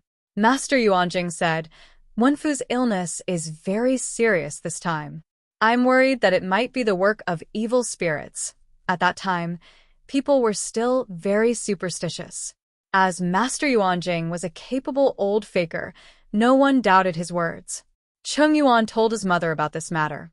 Mrs. Cheng seemed to have grabbed onto the last straw and hurriedly wrote down the 8 characters of her husband, Cheng. When Master Yuanjing received Cheng's 8 characters, he frowned at a glance. When he calculated it carefully, his eyebrows were even tighter than before. Mrs. Cheng asked anxiously, Master, what's wrong with my husband? Could it be that he's possessed by evil spirits? Master Yuanjing pondered for a while and said, "It's a blessing in disguise." Mrs. Chung, don't worry. Wenfu's serious illness is an auspicious sign. Mrs. Chung was stunned. Her eldest son committed suicide by hitting the wall, and her husband's life was hanging by a thread. Such a tragic situation was an auspicious sign? Her expression changed. Master Yuanjing quickly tried to salvage the situation. Mrs. Chung, I'll tell you the truth. Wenfu's 8 characters are extremely dangerous. Master Yuanjing said, according to fate, a man loses 2 sons and a daughter when he's middle-aged. After a few years of hardship, he loses his wife one after another. This is the fate set by the heavens. It's extremely difficult to change the mortal body. Wenfu is seriously ill now because his fate has been changed by external forces. The originally dangerous fate has turned into an auspicious one. With such a big change, the mortal body can't bear it. Naturally, he'll be sick for a while. At midnight tonight, Wenfu's condition should improve. He'll wake up at dawn. Mrs. Chung saw that Master Yuanjing was so sure. She was less worried. If that's the case, my husband will be safe? Master Yuanjing nodded. Of course. Mrs. Chung said, I'm not a member of the Xianmen. I don't know about fate, but I do know that it's difficult to change one's fate. Master Yuanjing said, it's difficult to change one's fate, but it's not for people with great luck. Those who follow the will of heaven will be treated well. With Master Yuanjing's guarantee, Mrs. Chung felt more at ease. Feng Ren had a strange expression. He asked privately, is what you said true? Regardless of whether others believed it or not, Feng Ren didn't. What Master Yuanjing said was very suspicious.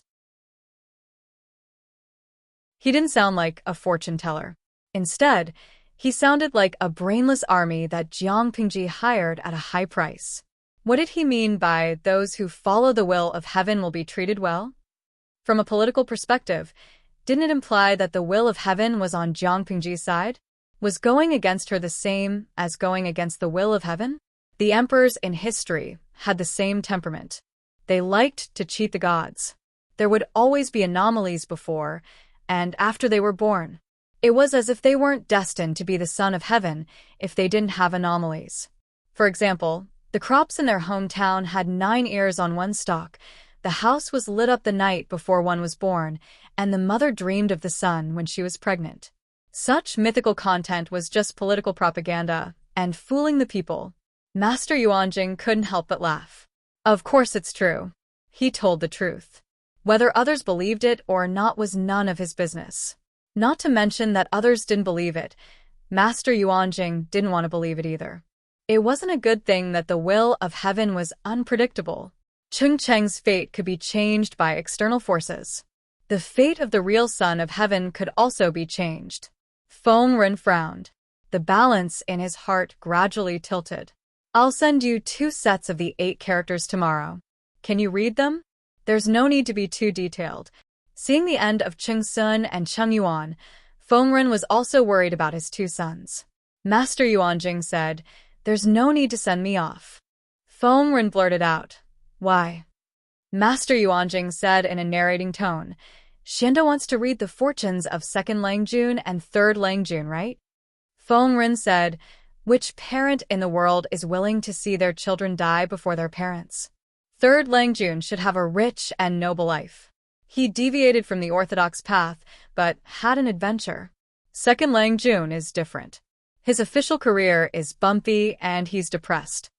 Master Yuanjing said, however, their fate has changed. My cultivation is limited. I can't see what it looks like after their fate has changed. Their fate has changed too. Feng Ren's mood was like a roller coaster. It was up and down. Yes, Master Yuanjing said, but you can rest assured that there's no blood disaster for now. In other words, no matter what the outcome was, both of them should be able to survive. Feng Ren had an indescribable feeling in his heart. He said after a while, it's good that they're alive. Chapter 12:18. Zuda, what are you thinking about? Master Yuanjing saw that Tang Yao was lost in thought and the tea was spilling. He could not help but wake him up. Tang Yao was shocked. He almost got scalded by the teapot. He quickly put the hot teapot on the tea mat and returned to his normal sitting position. Master, I was distracted just now, Master Yuanjing sighed. What were you thinking about just now? Tang Yao stuttered. His mind was in a mess. There was too much to think about. I was thinking about Master Cheng's house. Tang Yao respected his master too much. He was not even willing to answer half-heartedly. He told the truth. There are two things. Obeying Lu Shi is obeying the heavenly mandate. Master once said that the changes in the Zhou Tian are endless. Therefore, the mysteries of heaven cannot be revealed and fate cannot be calculated. As for the two Langjuns of the Feng family, what you can say is definitely what you can say. Then, is there anything that you can't say? I have been analyzing things recently, and I feel that… Tang Yao's voice became softer and softer as he spoke. His face was full of worry. His initial impression of Jiang Pingji was almost zero. However, with the things that happened and the changes in the past few years, he slowly changed his opinion. Even though there was some improvement, it was hard for Tang Yao to accept that Lu Shi was the real emperor. However, his master admired her so much. Tang Yao could only hold it in no matter how uncomfortable he felt. Master Yuanjing smiled. If the world is unified, which feudal lord do you want it to be? Tang Yao was stunned by the question. He almost bit his tongue. This. I have never seen the situation under the rule of other feudal lords. I don't know how the people's livelihood is. I can't compare, so I dare not say anything. Even though he was born in an aristocratic family, Tang Yao also wanted the people to live a better life and the world to be peaceful. He insisted on the idea of aristocratic families being the orthodoxy. He felt that this idea could help maintain peace and protect the interests of the aristocratic families at the same time. From this perspective, Tang Yao's ambition was the same as many scholars. They were different routes to the same destination. You're right. Staying in one place is like looking at the sky from the bottom of a well. You can't see more. Only when you travel thousands of miles, see mountains and seas, and experience the prosperity of the world can you compare the advantages and disadvantages of different places. Master Yuanjing smiled. He could tell that Tang Yao was avoiding the question, but he did not ask further. Besides, I never said that obeying Lu Shi is obeying the mandate of heaven. To be precise, it should be Lu Shi obeying the mandate of heaven. Tang Yao shuddered. It was the first time he heard such a firm judgment from Master Yuanjing. He had mixed feelings in his heart, as if countless seasonings had been spilled. The two Langjuns of the Feng family are safe from the blood disaster for the time being, but some people might not be happier to live than to die. Mr. Yuanjing sighed and said, "Think about it. It might not be a good thing for a person with ambition to be trapped in a small place in the wilderness." Tang Yao blinked and asked hesitantly, "Are you referring to Feng Erlang or Feng Sanlang?" Combined with Master Yuanjing's previous words, Jiang Pingji followed the will of the heavens. Her future was limitless. Feng Jin, who had followed her for many years, would not end up in such a situation. If it was not Feng Jin, then it would be Feng Ju. If it was Feng Ju, Tang Yao shook his head and said, "Seeking benevolence and obtaining benevolence. Ruofeng Sanlang ending up like this is probably what he wanted." It was Master Yuanjing's turn to be surprised. "Zuda knows Feng Sanlang?" "Not really, but I know him a little." Feng Sanlang was initiated in the Feng family school. Then he studied in Shangjing Government School for a few years. His classmates and friends are my friends. According to my friends, Feng Sanlang is not someone who is obsessed with power. He doesn't seem to have any ambition to rule the world. When he was young, he was a little rebellious. Outsiders have different opinions about him. Tang Yao shook his head with a regretful expression. Master Yuanjing was interested. He listened to his student talk about Feng Ju's past. As a millennium-old family, the Feng family indeed had its uniqueness. Apart from the family's upright conduct, excellent knowledge, and self-restraint, they also had impressive fertility and education skills. It was as if all the talented people were reincarnated into the Feng family. She gave birth to children well and taught them well as well. The Golden Scale Academy also borrowed the Feng family's education methods. Feng Ren even wanted to bring out the Feng family's rules. There were a few thick scrolls with thousands of family rules. Master Yuanjing's heart trembled when he read them. Rebellious? Feng Sanlang? Master Yuanjing was surprised. He looked at Feng Ren, Feng Jin, and then at Feng Gui and his two sons who came from their family to visit their old father for the new year. It was not an exaggeration to say that they were a family of gentlemen. How could such a rebellious son appear in such a family? Tang Yao nodded his head heavily. He wore an expression of jealousy, but it was not exactly jealousy. I heard that Feng Sanlang is extremely talented and learns at lightning speed. I don't see him studying hard usually, but his results are always hard to catch up to. Feng Ju was probably the kind of scholar who ate, drank, and played all day and still managed to get first place and sit firmly in the top 3. It would be fine if he was a good student, but he was a scum in the eyes of many teachers. This made people very uncomfortable. By right, the children of the Feng family were mostly gentle gentlemen. However, Feng Ju was different. He was rebellious and despised etiquette and the family. Dongqing was particular about filial piety. There was once an official teacher who asked his students to write essays to praise his parents. Feng Ju, who was only 12 years old, wrote an essay about how his parents were unkind. The content was based on the words of a great scholar from the previous dynasty. What is the relationship between a father and a son? The original intention was to express one's lust and desire. What is the relationship between a son and a mother? For example, in the storage bottle, there was a discussion centered on leave, and it became famous. Of course, it also slapped others in the face. At that time, Feng Ren was still the head of the secretariat. It was definitely true love that he did not beat Feng Ju to death. He was like this to his parents and even more indifferent to the family. Everything he did was out of his heart. In layman's terms, I can do whatever I want, and no one can control me. To reiterate, it was true love that Feng Ren did not beat Feng Ju to death. Perhaps that's the case. Feng Sanlang's personality is a little eccentric. Otherwise, he wouldn't have done something like helping Huang Song. Tang Yao frowned. It was still a pain in the ass to talk about this. Feng Ju was from a noble family, but he actually turned to Huang Song, the grandson of a eunuch, when the world was in chaos. Tang Yao really wanted to use a hammer to crack open his head to see if it was filled with paste and seawater. Although Tang Yao in his previous life turned to Huang Song in the end, Huang Song's power was vaguely similar to that of the leader of the feudal vassals.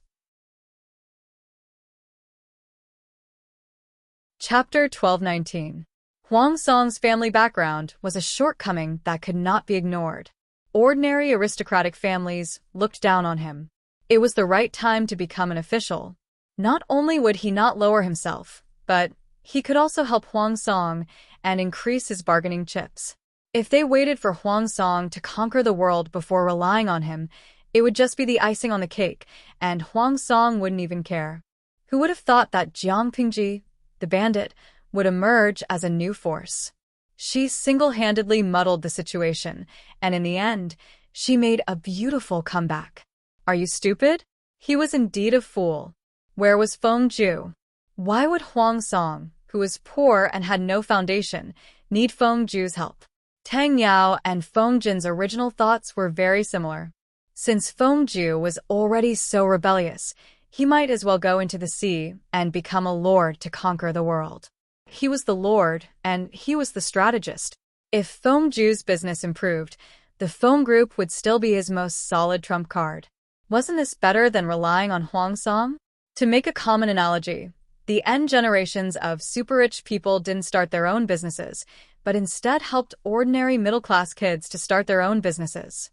His brain must have been flooded with water. All in all, he did not understand the mind of a prodigy. Feng Sanlang became an official and helped Huang Song, not for fame, not for profit, and not to show his ambition and cleanse the world. Tang Yao thought of something, and a suspicious blush appeared on his face. He deliberated and said, maybe he helped Huang Song for another reason? If Huang Song's army is defeated, Feng Sanlang's life will not be in danger, but he will be trapped in the middle of the wilderness. Perhaps that will be exactly what he wants. The more he said, the more Tang Yao believed in his own judgment. He rubbed his hands excitedly, as if he had discovered a piece of gossip. What kind of eyesight did Master Yuanjing have? How could he not see through a student's imagination? According to Tang Yao's logic, Feng Ren did not beat his son, Feng Ju, to death because of his father's true love for his son. Feng Ju helped Huang Song wholeheartedly, without asking for anything else. Maybe it was also some kind of true love? Haha, this kind of flawless logic is great. Master Yuanjing felt exhausted. He vaguely understood the real reason why Feng Ju helped Huang Song. Speaking of which, Feng Sanlang is quite similar to me when I was young, Tang Yao exclaimed and looked up at Yuanjing. Similar? Very similar. Master Yuanjing could not help but laugh. High talent, arrogant, and self-centered. It was precisely because there was no difficulty in learning anything that he came up with the idea that everyone else is stupid, but I'm the only smart one. On one hand, he felt that nothing in the world could be too difficult for him. On the other hand, he was tirelessly looking for things that could frustrate him. Naturally, this is also the reason why I set up the Tao of having students everywhere. He felt that he was too smart. He had to find something difficult to stump him, or else it would be too boring. Life was so long. Was he going to be bored and idle away his entire life? Dispirited my ass, let's get high. Of course, such Chinibu thoughts were something that only came to him when he was young. After years of accumulation and growth, Mr. Yuanjing really liked the feeling of teaching and educating people. He followed his own path seriously. Feng Ju was most likely the same. Perhaps to Feng Sanlang, helping an impossible person to ascend the world is a very interesting thing. Master Yuanjing smiled bitterly and said, although I've never met him, Feng Sanlang made me feel like I was looking at my younger self. It was unknown if he had already found his own Tao, or if he was still blindly moving forward. If it's the former, he won't have any regrets even if he loses, right? Because he didn't know what he really wanted, he would not feel regret even if he lost it after wasting so many years. When Feng Ju really matured and looked back, would he feel heartache and regret? Master Yuanjing sighed.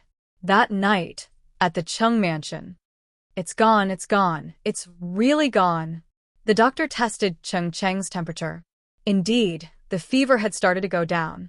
The servant girl in the room immediately passed the good news to Mrs. Cheng, Cheng Yuan, and Cheng Sanyang, who were waiting anxiously outside. When the three of them heard the good news, they immediately cried tears of joy. It was good that the fever had gone down. If Cheng Cheng collapsed, their backbone would be gone. Mrs. Cheng put her palms together gratefully and said, son, remember to prepare a generous gift tomorrow and personally thank Master. Cheng Yuan nodded heavily, with his eyes red. They endured for a few more hours. Dawn broke, and the first ray of sunlight broke through the clouds. He's awake. Master is awake. Good news came one after another. Mrs. Cheng walked excitedly to Cheng Cheng's bed with the help of her children. Wen Fu, Madame Cheng was very emotional. Tears welled up in her eyes and rolled down her cheeks. Cheng Cheng felt his body heavy. He couldn't move his limbs. His eyelids were so heavy as if they were filled with lead water. He couldn't open his eyes no matter how hard he tried. When he was seriously ill, he still had some consciousness and could hear the sounds of the outside world.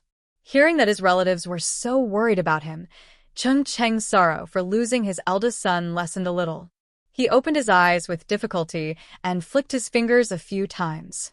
His blurry vision gradually became clear. He felt that he had been lying there for a long time. His body and bones were so numb that they didn't feel like his own. It took him a while to recover. Madam, Cheng Cheng's eyes turned and fell on his second son and daughter, who were kneeling at the side. His heart warmed. He was about to raise his hand, but before he could raise it too high, his wife held it tightly. Cheng Cheng forced a weak smile. Your husband has woken up. This is a happy occasion. Don't cry. You guys should also persuade her.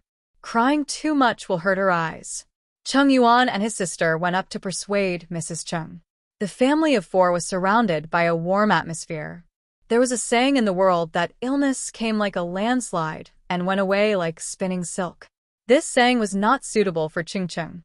The doctor felt his pulse and was surprised to find that Cheng Cheng's body seemed to have no hidden dangers other than being a little weak.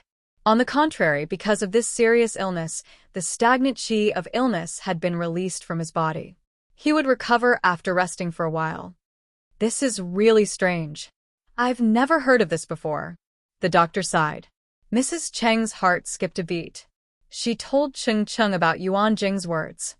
Sir is really straightforward. Cheng Cheng looked surprised and said, Madam, you don't know this. When I was seriously ill, I faintly felt that my body was getting lighter and lighter. There seemed to be countless sounds in my ears. Not long after, I had a mysterious dream. There were only a few scenes in the dream, but the contents of the dream confirmed Sir's assertion. I lost 2 sons and a daughter, and even my wife died of illness. Mrs. Cheng's heart skipped a beat. She quickly grabbed Cheng Cheng's hand. What should we do? Cheng Cheng said, Didn't Sir say that his fate is changed? Great misfortune has turned into great fortune. This is already a blessing from God. The death of his eldest son could not be saved, but Cheng Cheng really did not want to lose his other 2 children. Mrs. Cheng said, In the future, I will do more good deeds. I only hope that God will count this good karma on Sun Er's head. I hope that he will have no worries in his next life.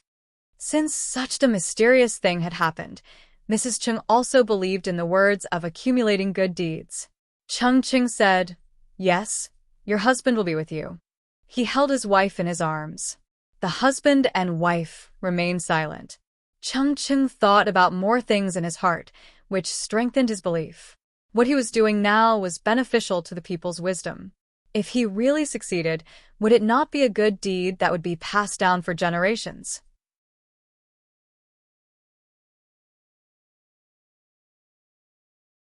Chapter 12:20. The news of Su Pei's defeat spread like wildfire. When Huang Song found out about it, he locked himself in his study for 2 days. The officials in the tent were deeply worried, afraid that this matter would completely destroy Huang Song's fighting spirit. If he lost his fighting spirit, what was the point of fighting? In the early hours of the 3rd day, Huang Song walked out of the study with a normal expression, as if he had not been the one who had been locked up for the past 2 days. Why are you here? Huang Song saw 2 familiar figures standing in front of the study and called out to them. The 2 of them immediately turned around and bowed. Feng Ju said, Naturally, we were worried about you, Lord. That's why we waited here. We didn't expect you to come out so soon. Before Huang Song went into seclusion, he had instructed that no one was to disturb him. Even Feng Ju did not dare to barge in. It's my fault. I've made you worry for nothing. Huang Song was startled and said guiltily, Recently, the situation has been grim. I'm a little frustrated, so I wanted to be alone and analyze the pros and cons. The sage also said that one should reflect on oneself 3 times a day. Naturally, I have to reflect on myself and find my mistakes and shortcomings to calm my restless mood. I'm fine now. You don't have to worry. Feng Ju and Cheng Jing exchanged a look.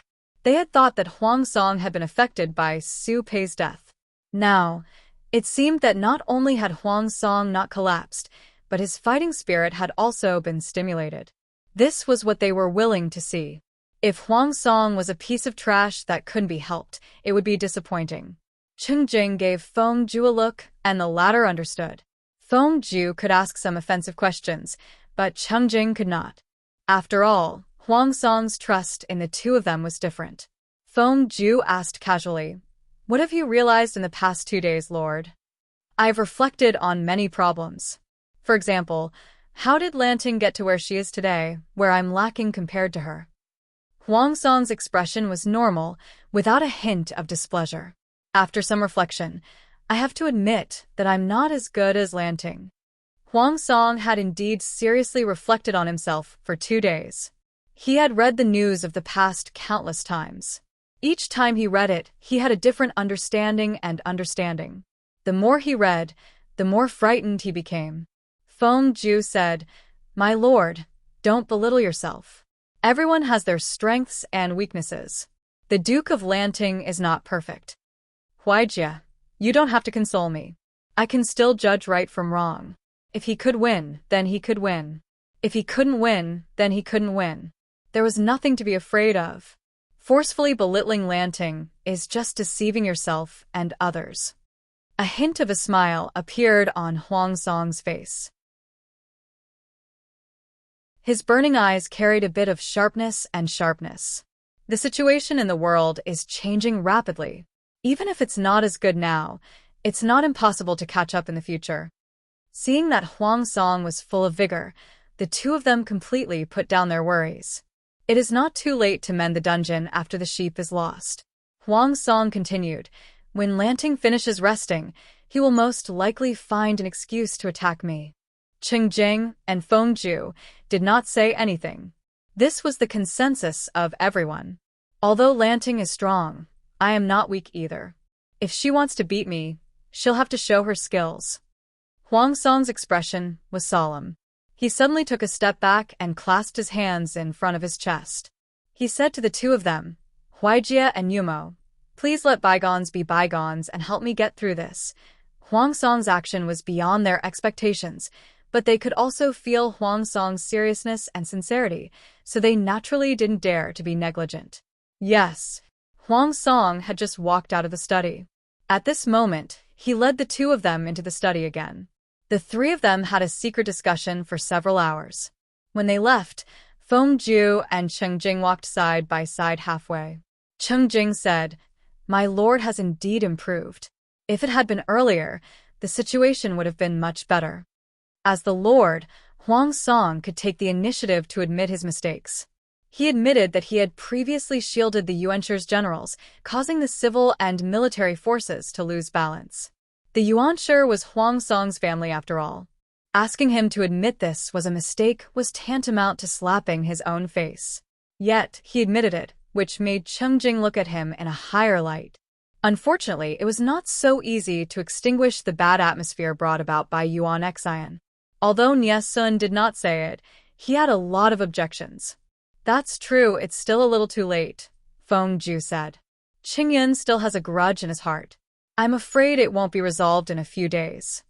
He folded his hands in his sleeves, looking calm and relaxed. There was even a faint smile on his lips, as if he was not worried about this at all. Cheng Jing said, Qingyun is a true gentleman.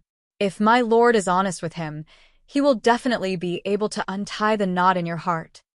Fortunately, Nie Sun was a gentleman. Even if he had resentment in his heart, he would not do anything to hurt his lord. If it were Qiguan Rang or Yang Si, what if they tried it? They could stab their lord to death in minutes. The biggest difference between them and other counselors was their thinking.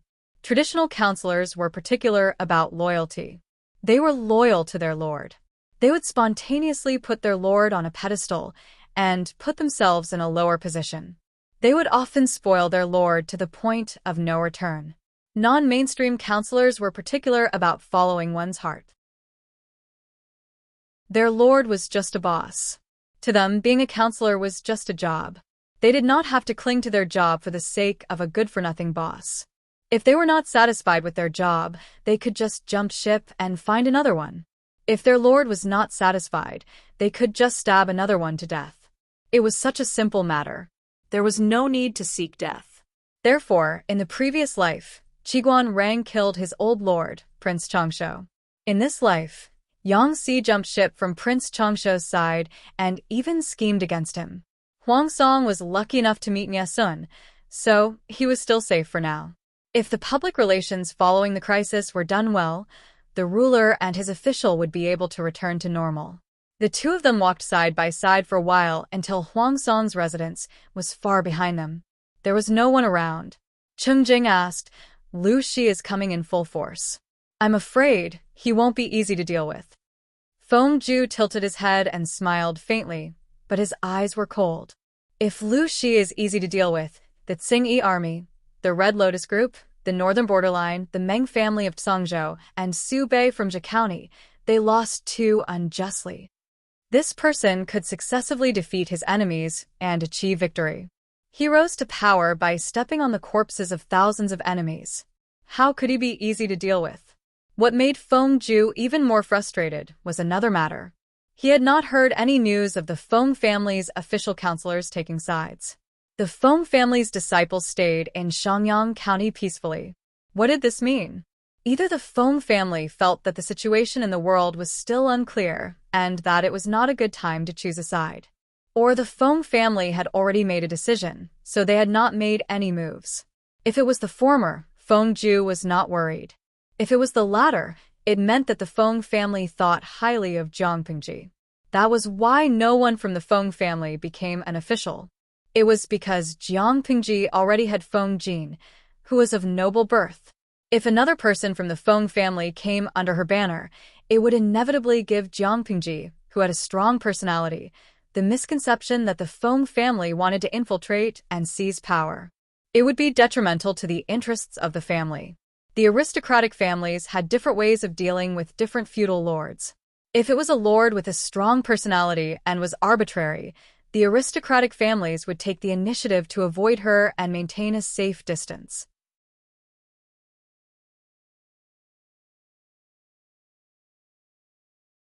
He thought that Huang Song was restricted by his birth and that he wouldn't be able to become someone great. Since that was the case, Feng Ju decided to do the opposite. What could be more challenging than raising a son of heaven? Even though this was a huge project, Feng Ju still had a lot of fun. In a sense, both Jiang Pingji in her previous life and Huang Song in this life were pitiful to have met such a terrible strategist. Cheng Jing listened in silence for a while and finally understood what Feng Ju wanted to express. He looked at Feng Ju with a complicated gaze. If Qiguan Rang and Yang Si were non-mainstream strategists, then Feng Ju was a naughty child strategist. He was far more self-willed than the former. He secretly felt sorry for his lord. Feng Ju's voice was flat. Assisting the lord is what I want to do. I won't lose interest in it soon. He did not have the perseverance and faith of Han Yu and the others who tirelessly pursued Tao. He only followed his heart and nature. I can do whatever I want, no one else can control me, yes. He was so willful. Cheng Jing was speechless. Sigh. I'd better feel sorry for my lord. Huang Song's 2 days of self-reflection were still effective. It was definitely not as simple as what he said. Instead, he seriously put it into practice. However, the disharmony between the civil and military officials was already very serious. It was not something that could be resolved with a few words. It still needed a heavy dose of medicine. Huang Song deeply understood the contradictions among the people and complained incessantly. The tears that flowed from his eyes were all the water that had poured into his brain back then. The crux of the problem of the disharmony between the civil and military officials still lay with Huang Song. As long as he, the Lord, was impartial, the atmosphere below would naturally be purged. For this reason, Huang Song specially created a public relations crisis. He set up a banquet and invited the civil and military officials to attend. At the banquet, Huang Song took advantage of his drunkenness.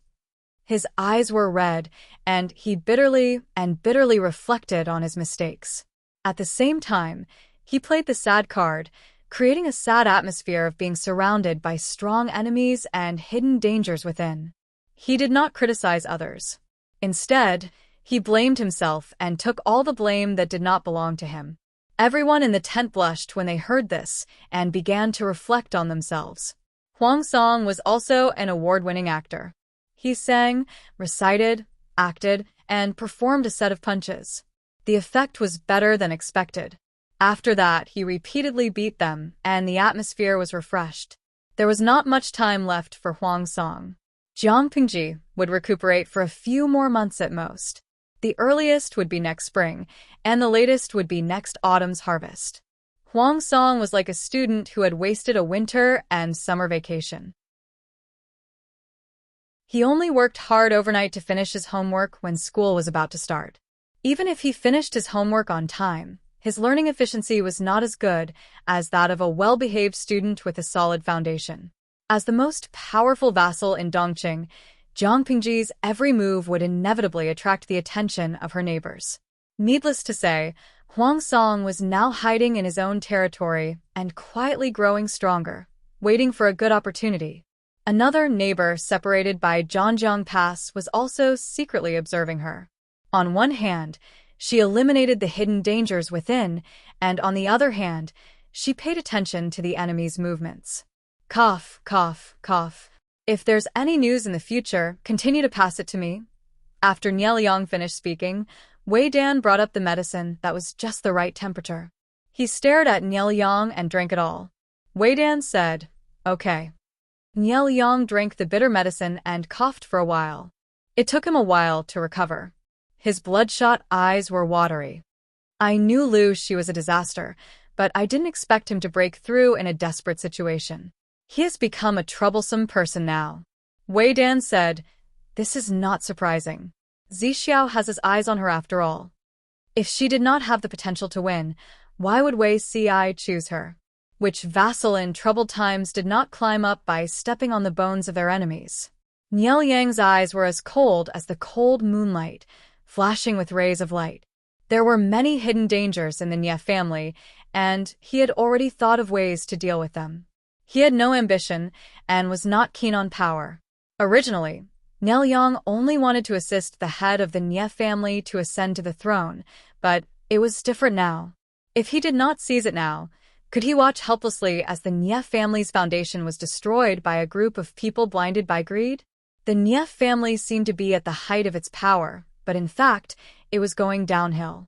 According to his understanding of Jiang Pingji, this woman's ambition would never be satisfied with just Dongqing. The Nie family, or Zhongzhao, was also a piece of meat that she coveted. If Niel Yang wanted to protect the Nie family, he had to fight for it and seize it. As long as he was the final victor, the Nie family would be safe. Cough, cough, Zixuan, my mouth is a little bitter. Help me get some candied plums. Of course, he had to recuperate before that. The situation of the world was like the clouds in the sky, moving when the wind blew and calming when the wind stopped. Jiang Pingji led her troops to stir up the forces in the south of Dongqing. After she was done, she returned home in glory with spoils of war and fruits. It's another year. What should we eat for this year's New Year's banquet?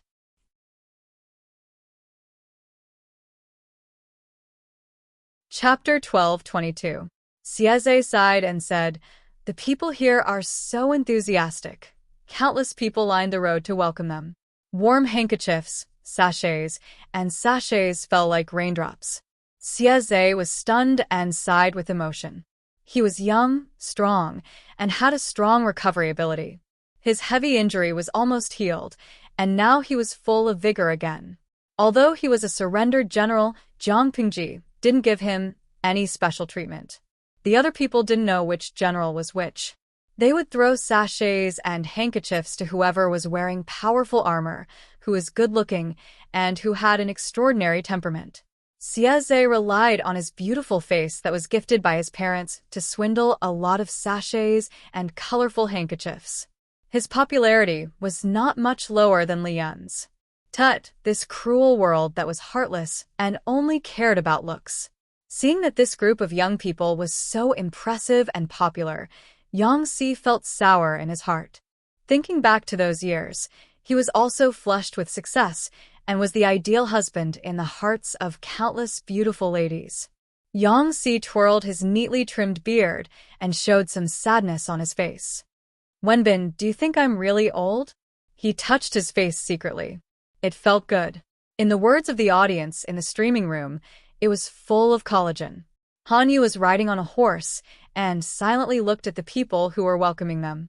Everyone's face was filled with enthusiasm, respect, and joy from the bottom of their hearts. It reminded him of when he was young, when the emperor of Dongqing went out to worship the heavens, and the government runners forced the people to come out to cheer and kneel to welcome the emperor.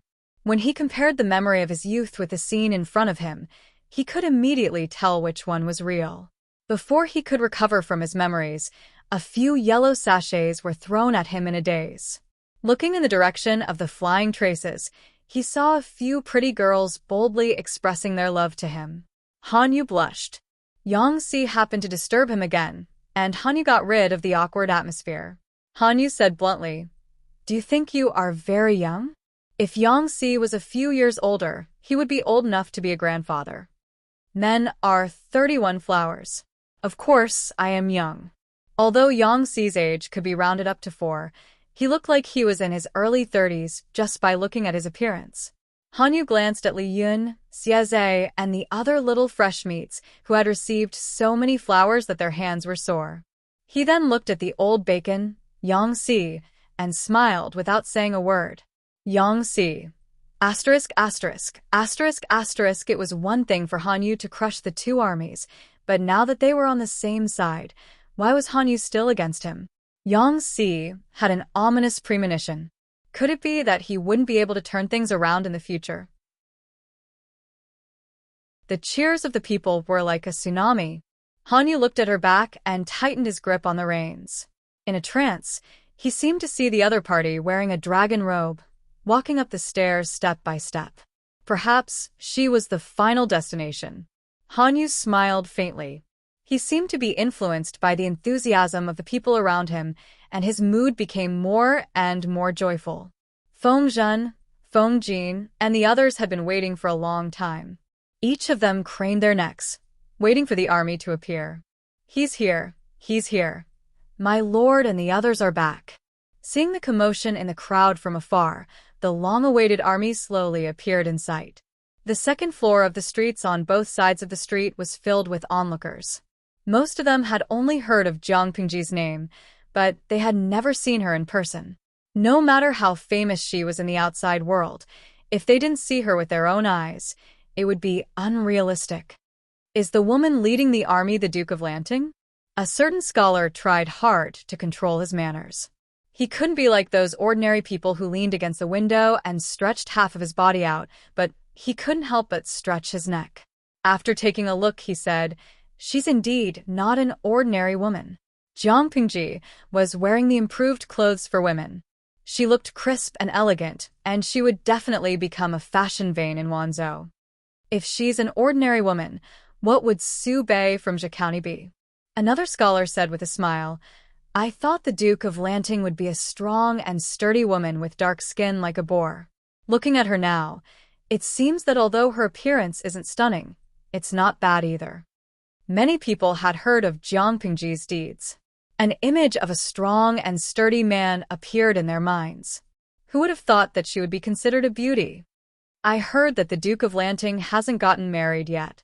I wonder what kind of man would be able to catch her eye. It can't be you or me.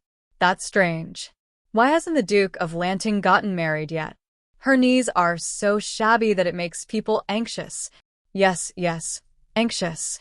Wei Si's policy of public opinion was still useful. The school of novels had also flourished in the past few years. There were storytellers on the streets and alleys, in restaurants and tea houses. Every day, people would bring small stools to listen to the stories. In the past few years, the territory under her rule was filled with brainless fans who sang praises of Jiang Pingji. Even though many scholars were quite critical of her identity as a woman, after staying in Wanzhou for a long time, they were unknowingly brainwashed. Before coming to Wanzhou, this was what they thought. She was just a woman. She could be glorious for a lifetime, but she would eventually marry, have children, and retire.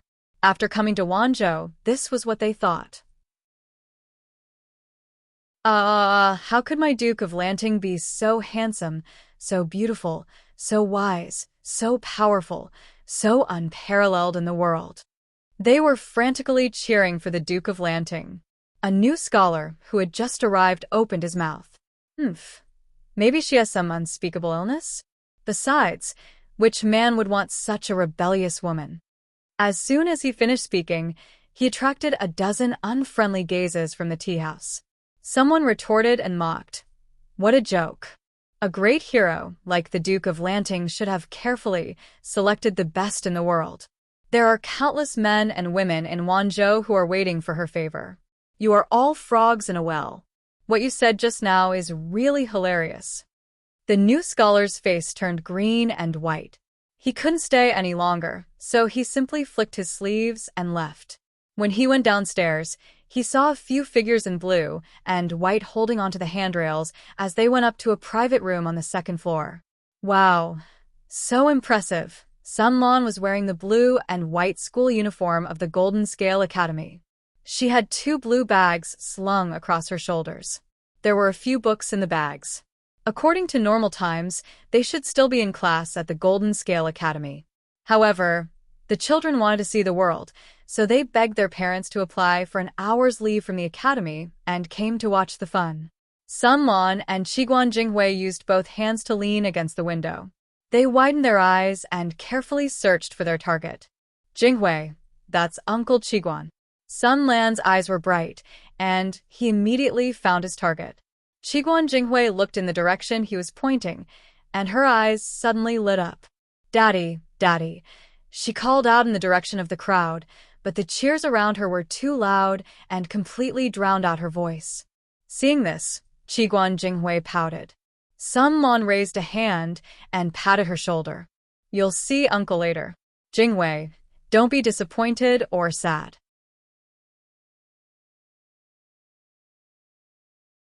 Chapter 12:23. Huh? The child beside Jinghui is a student of the Golden Scale Academy, right? Which school is he from? Qiguan Rang waved his fan, his brows furrowed in displeasure. Wanzhou was liberal, but that didn't mean that other people's boys could touch their daughters. Most scholars in ancient times were short-sighted. It wasn't high, but it wasn't as good as a general's. Qiguan Rang could recognize Qiguan Jinghui, but he couldn't tell who the boy beside her was. Li Yun glanced at him and said, "Master Sun's grandson is called Sun Lan." He still remembered that Sun Lan was an introverted and shy boy, but now he was much more outgoing. Sun Zidao's grandson? So it's him. When Jiang Pingji sent troops to Mengzhan, Qiguan Rang was in charge of Chongzhou and assisted Sun when in governing Beizhou. He often heard Sun Wen talk about his grandson, so he had an impression of him. Li Yun smiled and said, "The children have a good relationship." The parents' generation had a good relationship, so they naturally hoped that the next generation would get along well. If nothing unexpected happened, these children would be the cornerstone of the future. If they had a good relationship, it wouldn't be easy to have disagreements. Qiguan Rang snorted coldly and didn't comment. Li Yun saw that he was unhappy, but he couldn't think of anything that had angered Qiguan Rang, so he could only keep his mouth shut. "Jinghui, your father is looking over here." Sun Lan saw Qiguan Rang looking over and waved his hands excitedly. Changshen glanced around and saw Li Yun. She turned to the chubby girl in Shangguan Wan's arms and said, "Nuanyuan, your father is over there." The chubby girl was Li Yun's eldest daughter. She was named Lin Wan, and her nickname was Nuanyuan. She lived up to her name. She was always smiling and would laugh at whoever teased her. Her smile was warm and clean, and she rarely cried. Changsheng and the others liked her very much when they first saw her. Nuanyuan was at the age where she liked to babble. The first word she learned was father. Hearing the familiar pronunciation, she immediately turned to look at Changsheng. She smiled, revealing her red gums and 2 or 3 white teeth. "Father, father," Shangguan Wan tapped the tip of Nuanyuan's nose with her finger and said, "Daddy will be able to see it when he comes back. The window isn't high, so it's not safe to approach it." Changsheng's children were not tall, so they would be fine if they leaned against the window. However, it would be different if she carried Nuanyuan close to the window. Nuanyuan did not know what Shangguan Wan was talking about. Instead, she opened her mouth and sucked on Shangguan Wan's fingertip. The atmosphere in the private room was harmonious and relaxed, but the atmosphere outside was still high. "Master," Jiang Pingji got off the horse and threw the reins to the soldiers. Feng Jin and Feng Zhen, who had been waiting for a long time, went forward to welcome her. Cheng Yuan was also there, but his cheeks were thinner than before, and his chin was sharper. "Thank you for your hard work." Jiang Pingji raised her hands and helped them up. "It's not hard at all. It's part of my duty to share my lord's burden." It was not a place for them to chat and reminisce about the past. Jiang Pingji returned to the manor and sent people to disperse the people who had gathered together in an orderly manner. Because they were tired from the long journey, Jiang Pingji considerately asked everyone to go back to the manor and rest for a while. The rest of the matters could be discussed the next day. Han Yu and Xie Zhe were both newly surrendered. It was reasonable to say that they had no property in Wanzhou. However, Jiang Pingji had already sent people to bring their families to Wanzhou in advance. The manor and residences had already been prepared. Xie Zhe returned to the manor under the guidance of a servant. From afar, he saw his wife waiting at the gate with her servants. He was very excited. He had been mentally prepared to die on the battlefield and be separated by life and death. He had never thought that there would be a day when they would be reunited again. When a husband and wife met, they naturally had a lot to talk about. Compared to the harmonious and sweet relationship between the husband and wife, the other couple was a little cold. Han Yu and his wife were considered a young couple. They knew each other very well. He could tell at a glance whether his wife treated him sincerely or perfunctorily. Her husband had just escaped from death. Even if she didn't welcome him warmly, she should at least ask about his well-being. However, his wife didn't even bother to put on a show. Thinking about what Wei Xi had said earlier, Han Yu felt very upset. "Does my wife resent your husband?" Han Yu asked softly. Mrs. Han had a dignified demeanor. There was not a single flaw on her body. She was as perfect as an exquisite porcelain doll. "I am more than happy that you have come back safely. Why would I resent you?" Mrs. Han smiled and turned around to order the servant girls. She asked the servants to prepare hot water and clean clothes for Han Yu. At the same time, she asked the concubines from the backyard to come out and serve Han Yu. Han Yu didn't take any concubines after his marriage.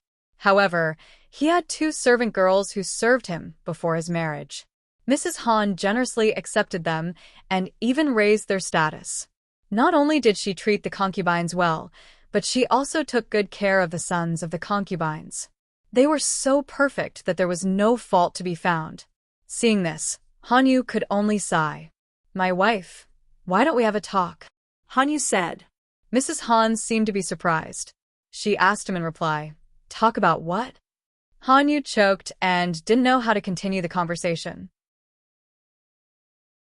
He could see that his wife was dissatisfied and even resentful. However, she denied it, so he couldn't force her. "Nothing. Master Yuanjing is here now. As his disciple, I should pay him a visit." Mrs. Han smiled. "If that's the case, I will help you prepare. It's rude to come empty-handed." Han Yu could only stare at her. When Mrs. Han was about to walk out of the door, he said, "Although the Duke of Lanting is a woman, she is also an outstanding person. She is no worse than the Duke of Xinjiao." In Han Yu's eyes, Jiang Pingji was certainly no worse than Su Pei, but she still had to say what she had to say. "Lang Jun is the head of the family. I am just a woman from the backyard. Why are you telling me this?" Mrs. Han maintained a perfect smile on her face, but she was unhappy in her heart. First, she was sent to Wanzhou as a captive. Although he didn't neglect or offend her, it still bothered her and made her feel bad. She thought that Han Yu would rather die than surrender. He might not imitate Qing Sun, but he wouldn't surrender to Lu Shi easily. She didn't expect that Han Yu would surrender to a new master so easily. Moreover, the new master was not close to the gentry but friendly to the poor. Han Yu's surrender to Lu Shi became a joke among the gentry in Jikouni, which made her feel even more ashamed. That feeling turned into resentment, but she buried it deep in her heart and didn't want to talk about it with others. Han Yu really didn't have a good eye. That day, every household was not peaceful. Li Yun went home, hugged his daughter, and kissed his wife. He was so happy that he looked like a fool. Before the banquet started, the gatekeeper outside the house announced that a guest had arrived. "Who is it?" the gatekeeper said. "The guest claims to be from the Xie family." Li Yun suddenly remembered who it was and heard a clang. His father, Xie Qian, was so shocked that he dropped his chopsticks on the table. "The Xie family?" Xie Qian was surprised.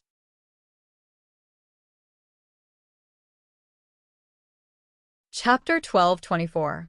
Xie Zhe solemnly asked his wife to prepare a generous gift and brought his family to visit. However, he came at a bad time. Li Yun's family had just finished their meal. It wasn't that Xieze didn't understand etiquette, but Li Yun's family accommodated Shangguan Wan and their precious Lin Wan, who worked in the government office during mealtime. Xieze told his wife about eldest uncle Xie Qian. His wife was also shocked. Although Xie Qian was from the previous generation, his position in the Xie family was special.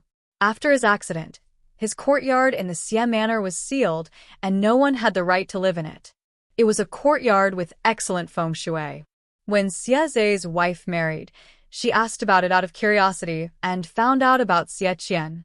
Lang Jun, is that really eldest uncle? Madame Xieze sat by his side and waited. Her gentle black eyes carried a tinge of surprise. I heard from the old servant that first uncle had already. This is Commandant Li Yun's mansion. How could first uncle be here? Although Xieze brought her to see Xie Qian and his respect warmed her heart, she was afraid that her husband would be deceived. Xieze had just surrendered and needed to bide his time. Ever since Xieze's wife arrived in Wanzhou, she had been living in the backyard and didn't dare to move around casually. She was afraid that she would accidentally anger the original nobles in Wanzhou. In the end, not only did she not help her husband, she even dragged him down. Xieze raised his hand and patted the back of her hand to comfort her.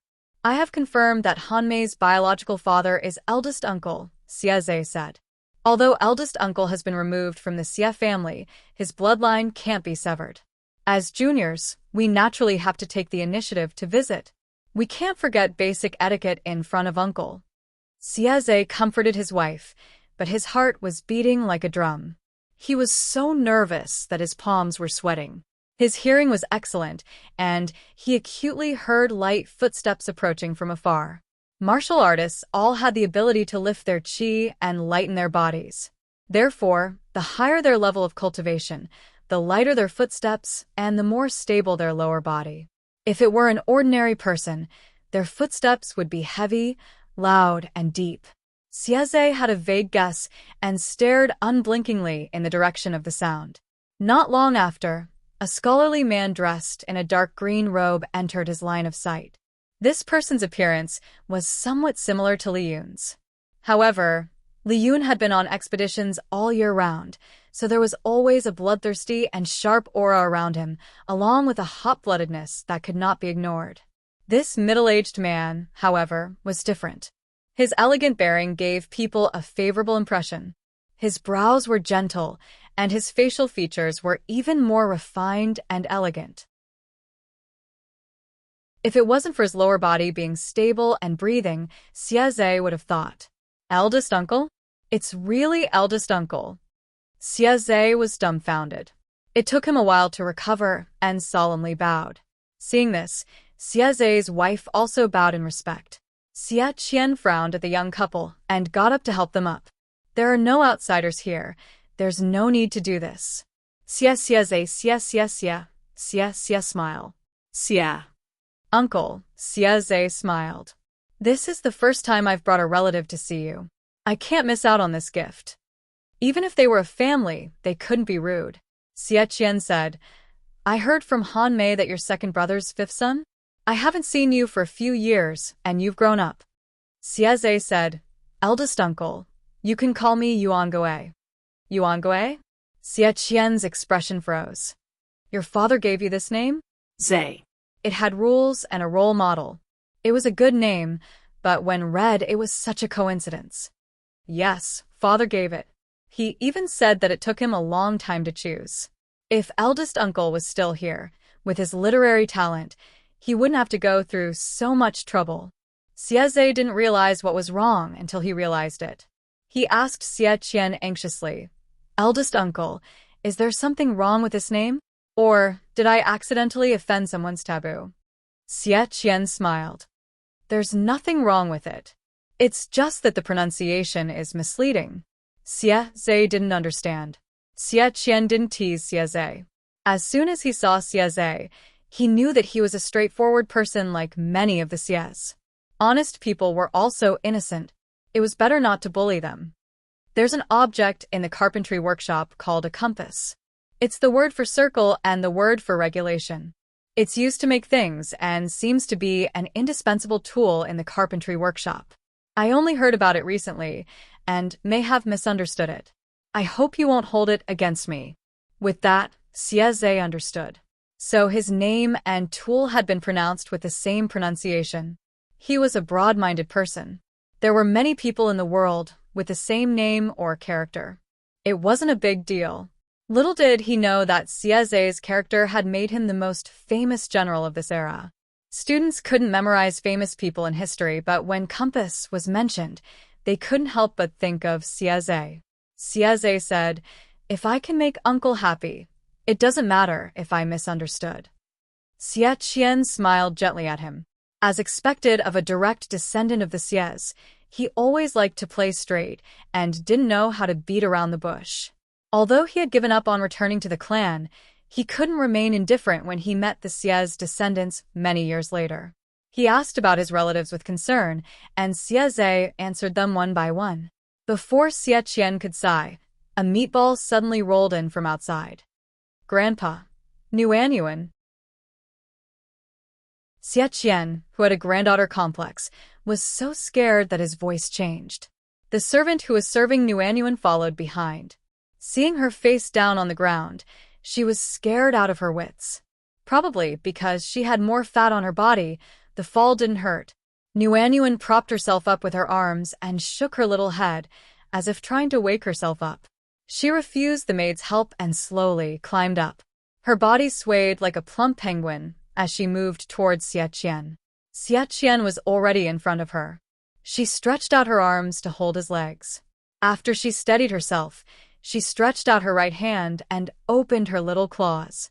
In her palm lay a very, very small pighead snack that she had squeezed until it was deformed.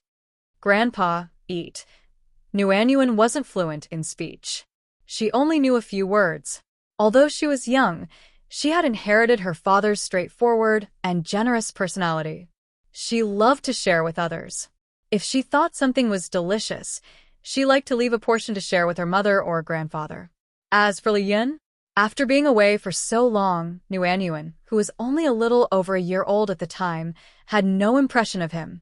Her ability to call him Daddy was taught well by her relatives and servants. Li Nuanyuan was good-looking.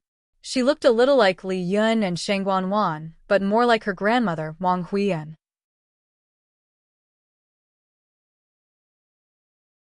Chapter 12:25. All right, Grandpa, eat. Xie Qian didn't mind that the pastry pig had been squeezed out of shape and sucked the sweat from his palms. Instead, he ate it with a kind expression. Xieze asked curiously, "Is this cousin's daughter?" The Xie family had always had more males than females, with more males than females. Xieze's generation only had 2 sisters, the rest were just servants. In the Xie family, male children were abundant, while female children were rare. Yes, her name is Li Nuan, her nickname is Nuanyuan. Xie Qian picked up the plump Nuanyuan. She was staring at Xieze with her black grape-like eyes, as if she was wondering when a strange uncle had come to her house. "Nuanyuan, call him uncle." Nuanyuan was a beat slower and mumbled the words, then giggled and buried her head in Xie Qian's neck, as if she was shy. The cute little angel's call was like a sharp sword piercing through Xieze's chest, making his limbs go numb. He was touched by her cuteness. Cousin was indeed cousin. Even his daughter was so outstanding. She was indeed a descendant of the Xie family. Oh, right, Xieze didn't seem to have given up on the idea of having Li Yun acknowledge his ancestors. He couldn't move Li Yun, so he tried Xie Qian. After all, he was a descendant of the Xie family. How could he change his family name? If he changed his family name, it would be difficult for the Xie family to protect Li Yun in the future. Xie Qian had a change of heart. On the surface, he rejected Xieze's good intentions. It was better to let Li Yun continue to be a Li. Xieze couldn't even deal with Li Yun, let alone Xie Qian's thoughts. It was already good enough that he hadn't been led into a ditch. "Li Nuan, is this your name?" Xieze was surprised.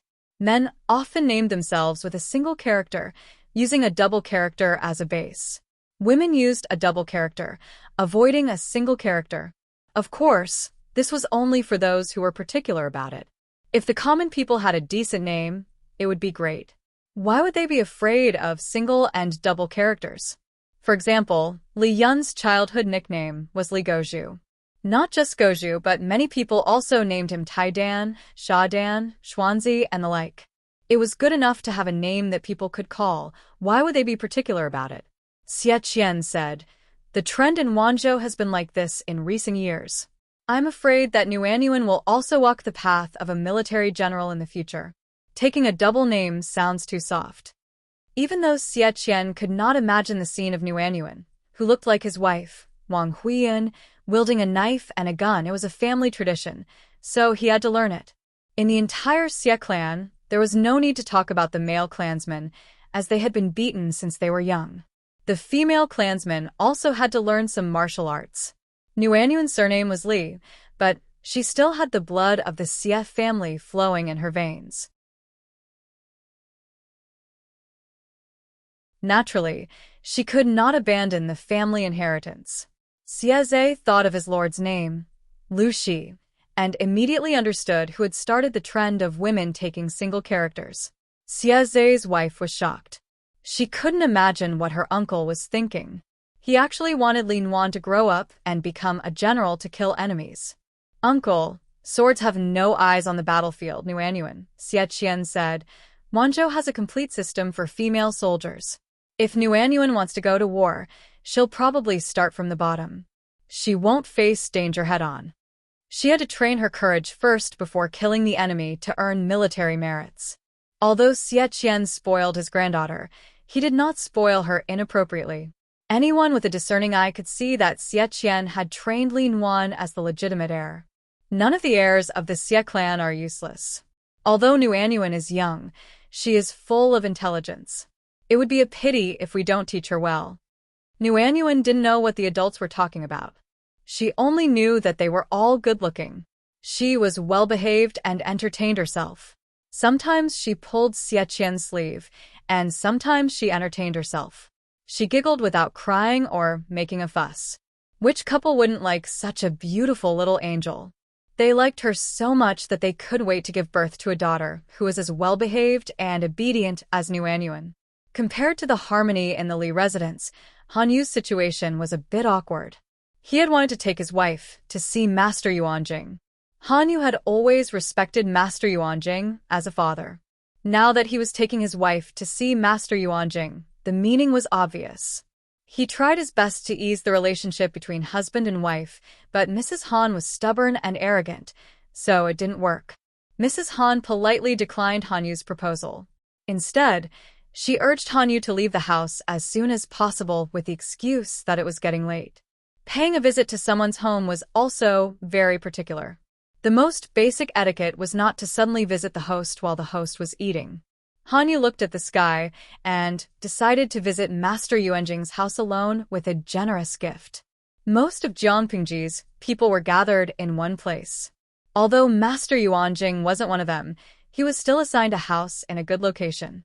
Han Yu's house was only 2 streets away from Master Yuanjing's house, so it wouldn't take much time to get there. Han Yu's face darkened. Even if Mrs. Han didn't say it out loud, she was very thorough in her work. But Han Yu was her husband who shared the same bed with her. How could he not understand? Han Yu could see that Mrs. Han's attitude towards Master Yuanjing was distant and arrogant. That made Han Yu very angry. Master Yuanjing became famous because he defeated the northern borderline and took back the 3 cities. He became a famous man in the 5 kingdoms. Once he became famous, people would dig into Master Yuanjing's past.